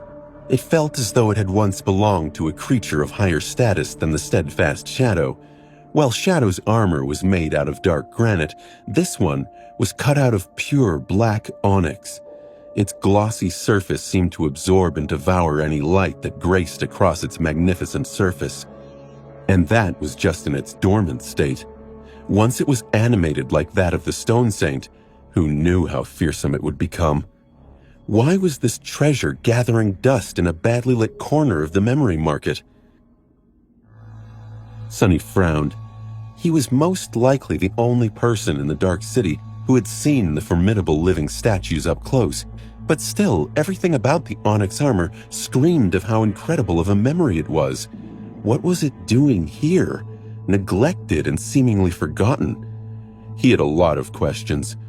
Finally, he managed to reach the armor without showing how interested in it he was. With a false expression of boredom on his face, Sonny raised a hand and absent-mindedly put it on the jet-black breastplate. A moment later, his mask of boredom almost cracked. His pupils widened. What he saw beneath the surface of the armor shocked him to the core. The weave of ethereal diamond strings inside was completely on another level from anything he had ever seen. It was much more complex and vast than even that of the puppeteer's shroud, which was not surprising considering that there was no less than 6 glowing embers connecting it all together. And those embers were much larger and brighter than those inside his current memories. Sonny gulped. In front of him, covered in dust, was an ascended memory of the 6th tier. Something that only a fallen terror could leave behind. Jackpot. His glee, however, did not last long. Almost instantly, Sonny noticed that there was something wrong with the weave of the onyx armor. It was damaged. Thousands of strings were torn apart, leaving the whole pattern broken and full of disharmony. Instead of flowing seamlessly, they floated in the darkness, untethered from each other and the nexuses. The whole thing was a mess. That's why he couldn't feel any logic or purpose in the weave. It was simply not there anymore. Sonny frowned. How could a memory stay damaged beyond repair? That didn't make any sense. Memories were supposed to repair themselves inside the Soul Sea as long as they were not completely destroyed. This rule was pretty much universal. It couldn't be broken. Unless... A seed of understanding appeared in his mind. However, before Sonny could elaborate on his idea, Stev chuckled and put a giant hand on his shoulder. What an awesome armor, right, my dear friend Sonny? Saying that, he leaned forward and laughed. Throughout Sonny's exploration of the memory market, Stev had approached him several times to describe the most alluring qualities of his wares or simply to chat. He was obviously bored out of his mind in this windowless hall. Sonny stared at him and blinked a couple of times. If you only knew what kind of a priceless treasure this is, fool. Of all of the pieces of crap in this market of yours, this is by far the most outrageous. I can hardly believe that you had the audacity to show it to people. By which he meant that it was genuinely the best memory in this whole room, if not in the whole castle, except for Gunlog's golden armor, of course. However, if it sounded as though he was blaming Stev for being shameless and trying to sell people an utter piece of crap, well, he couldn't do anything about that, right? Stev sighed. Usually I would get into an argument and try to defend my inventory, but I can't really disagree this time. This armor, no matter how awesome it looks, is indeed absolutely useless. It has been here from long before I was put in charge of the market, actually.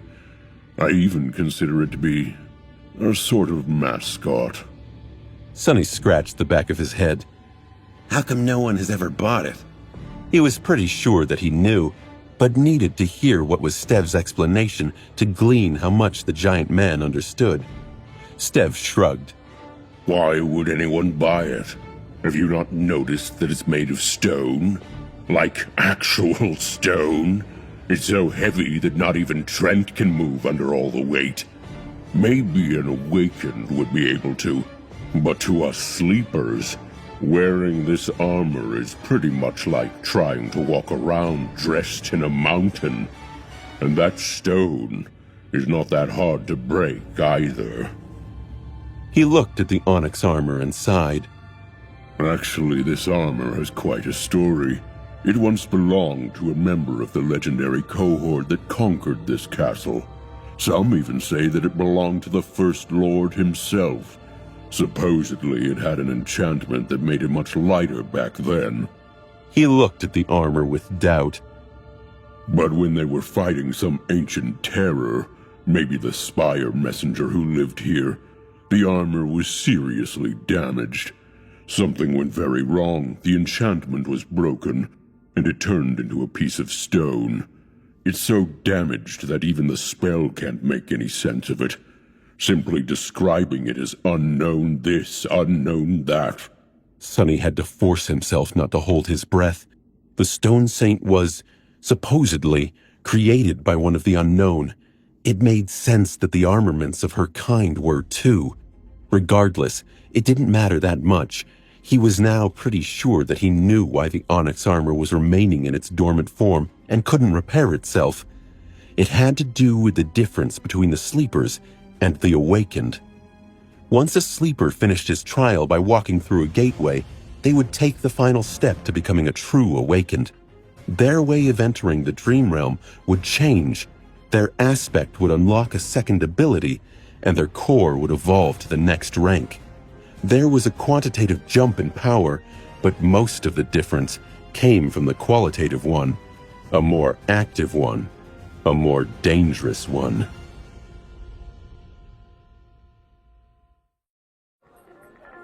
Just like dreamers gained the ability to perceive and interact with soul cores, awakened were able to interact with soul essences.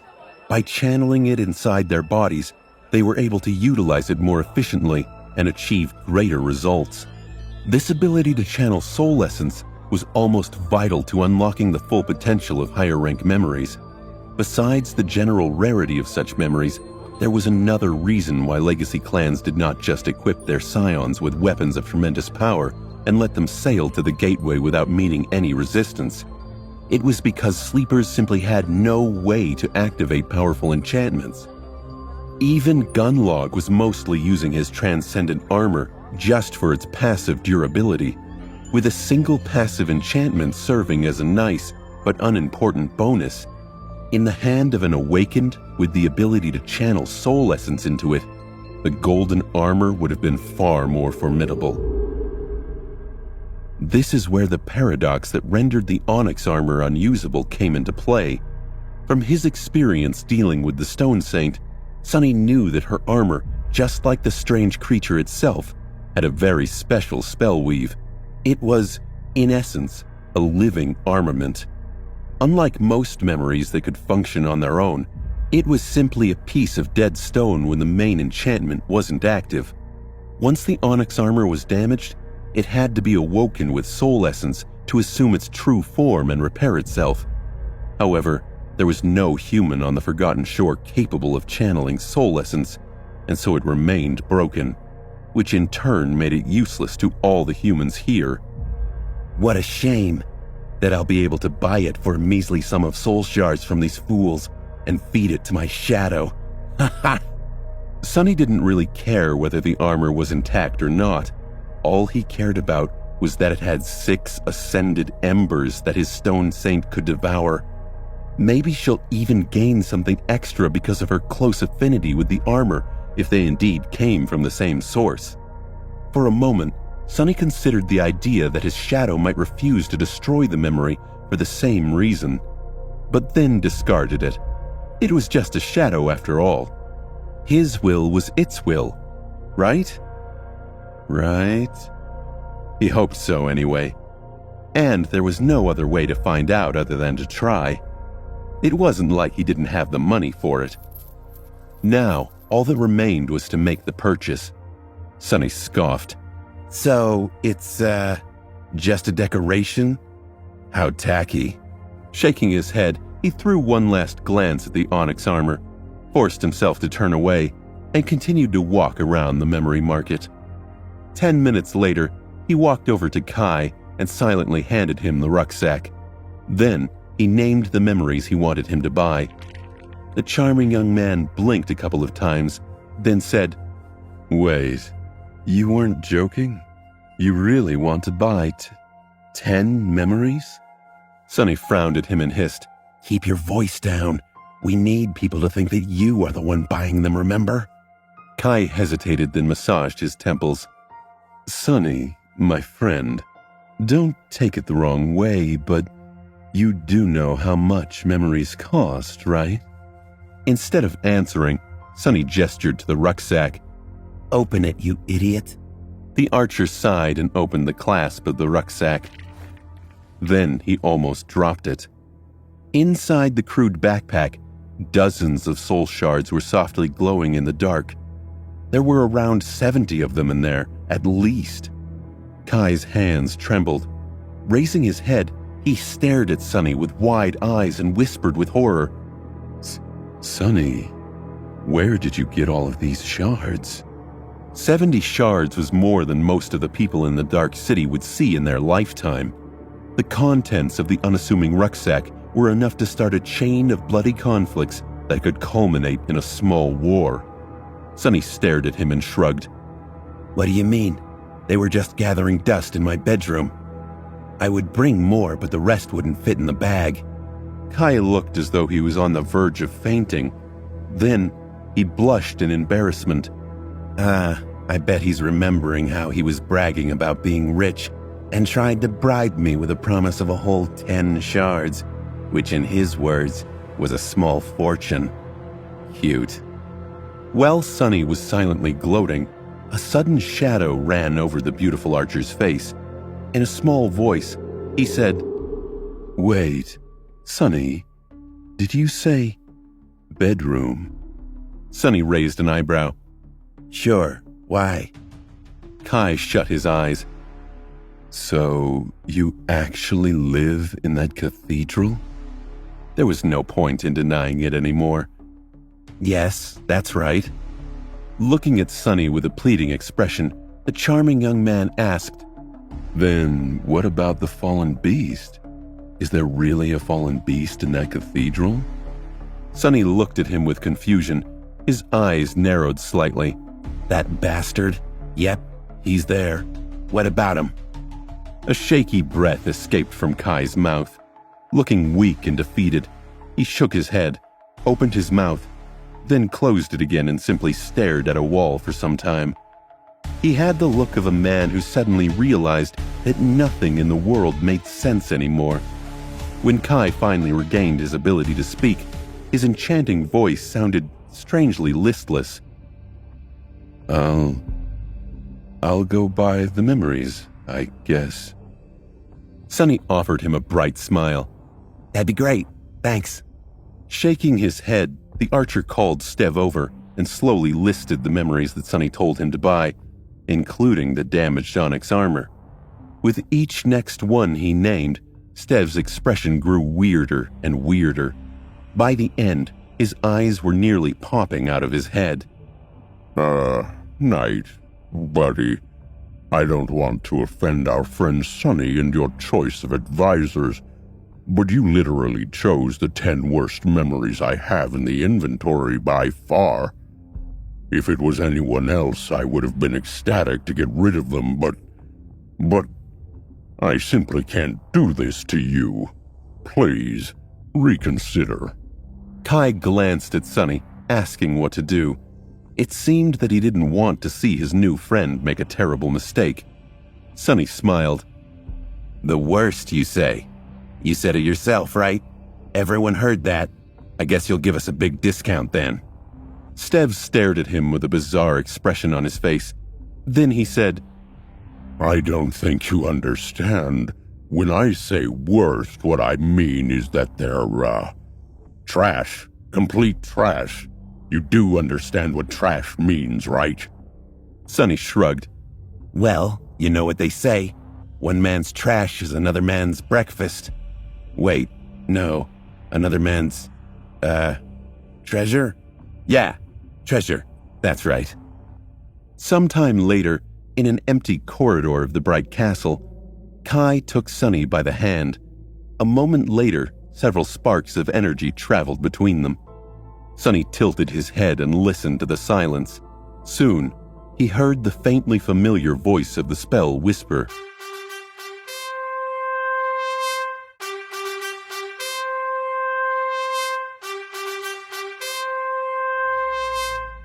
You have received a memory. You have received a memory. You have received a memory. After the 10th announcement, everything grew quiet again. Sonny grinned. Just like that, he had gained 10 memories to feed to his shadow.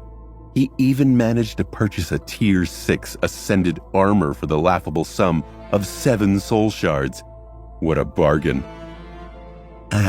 It's good to be rich. However, soon the grin disappeared from his face. Instead, something dark glistened in his eyes. It was time to talk to Nephis.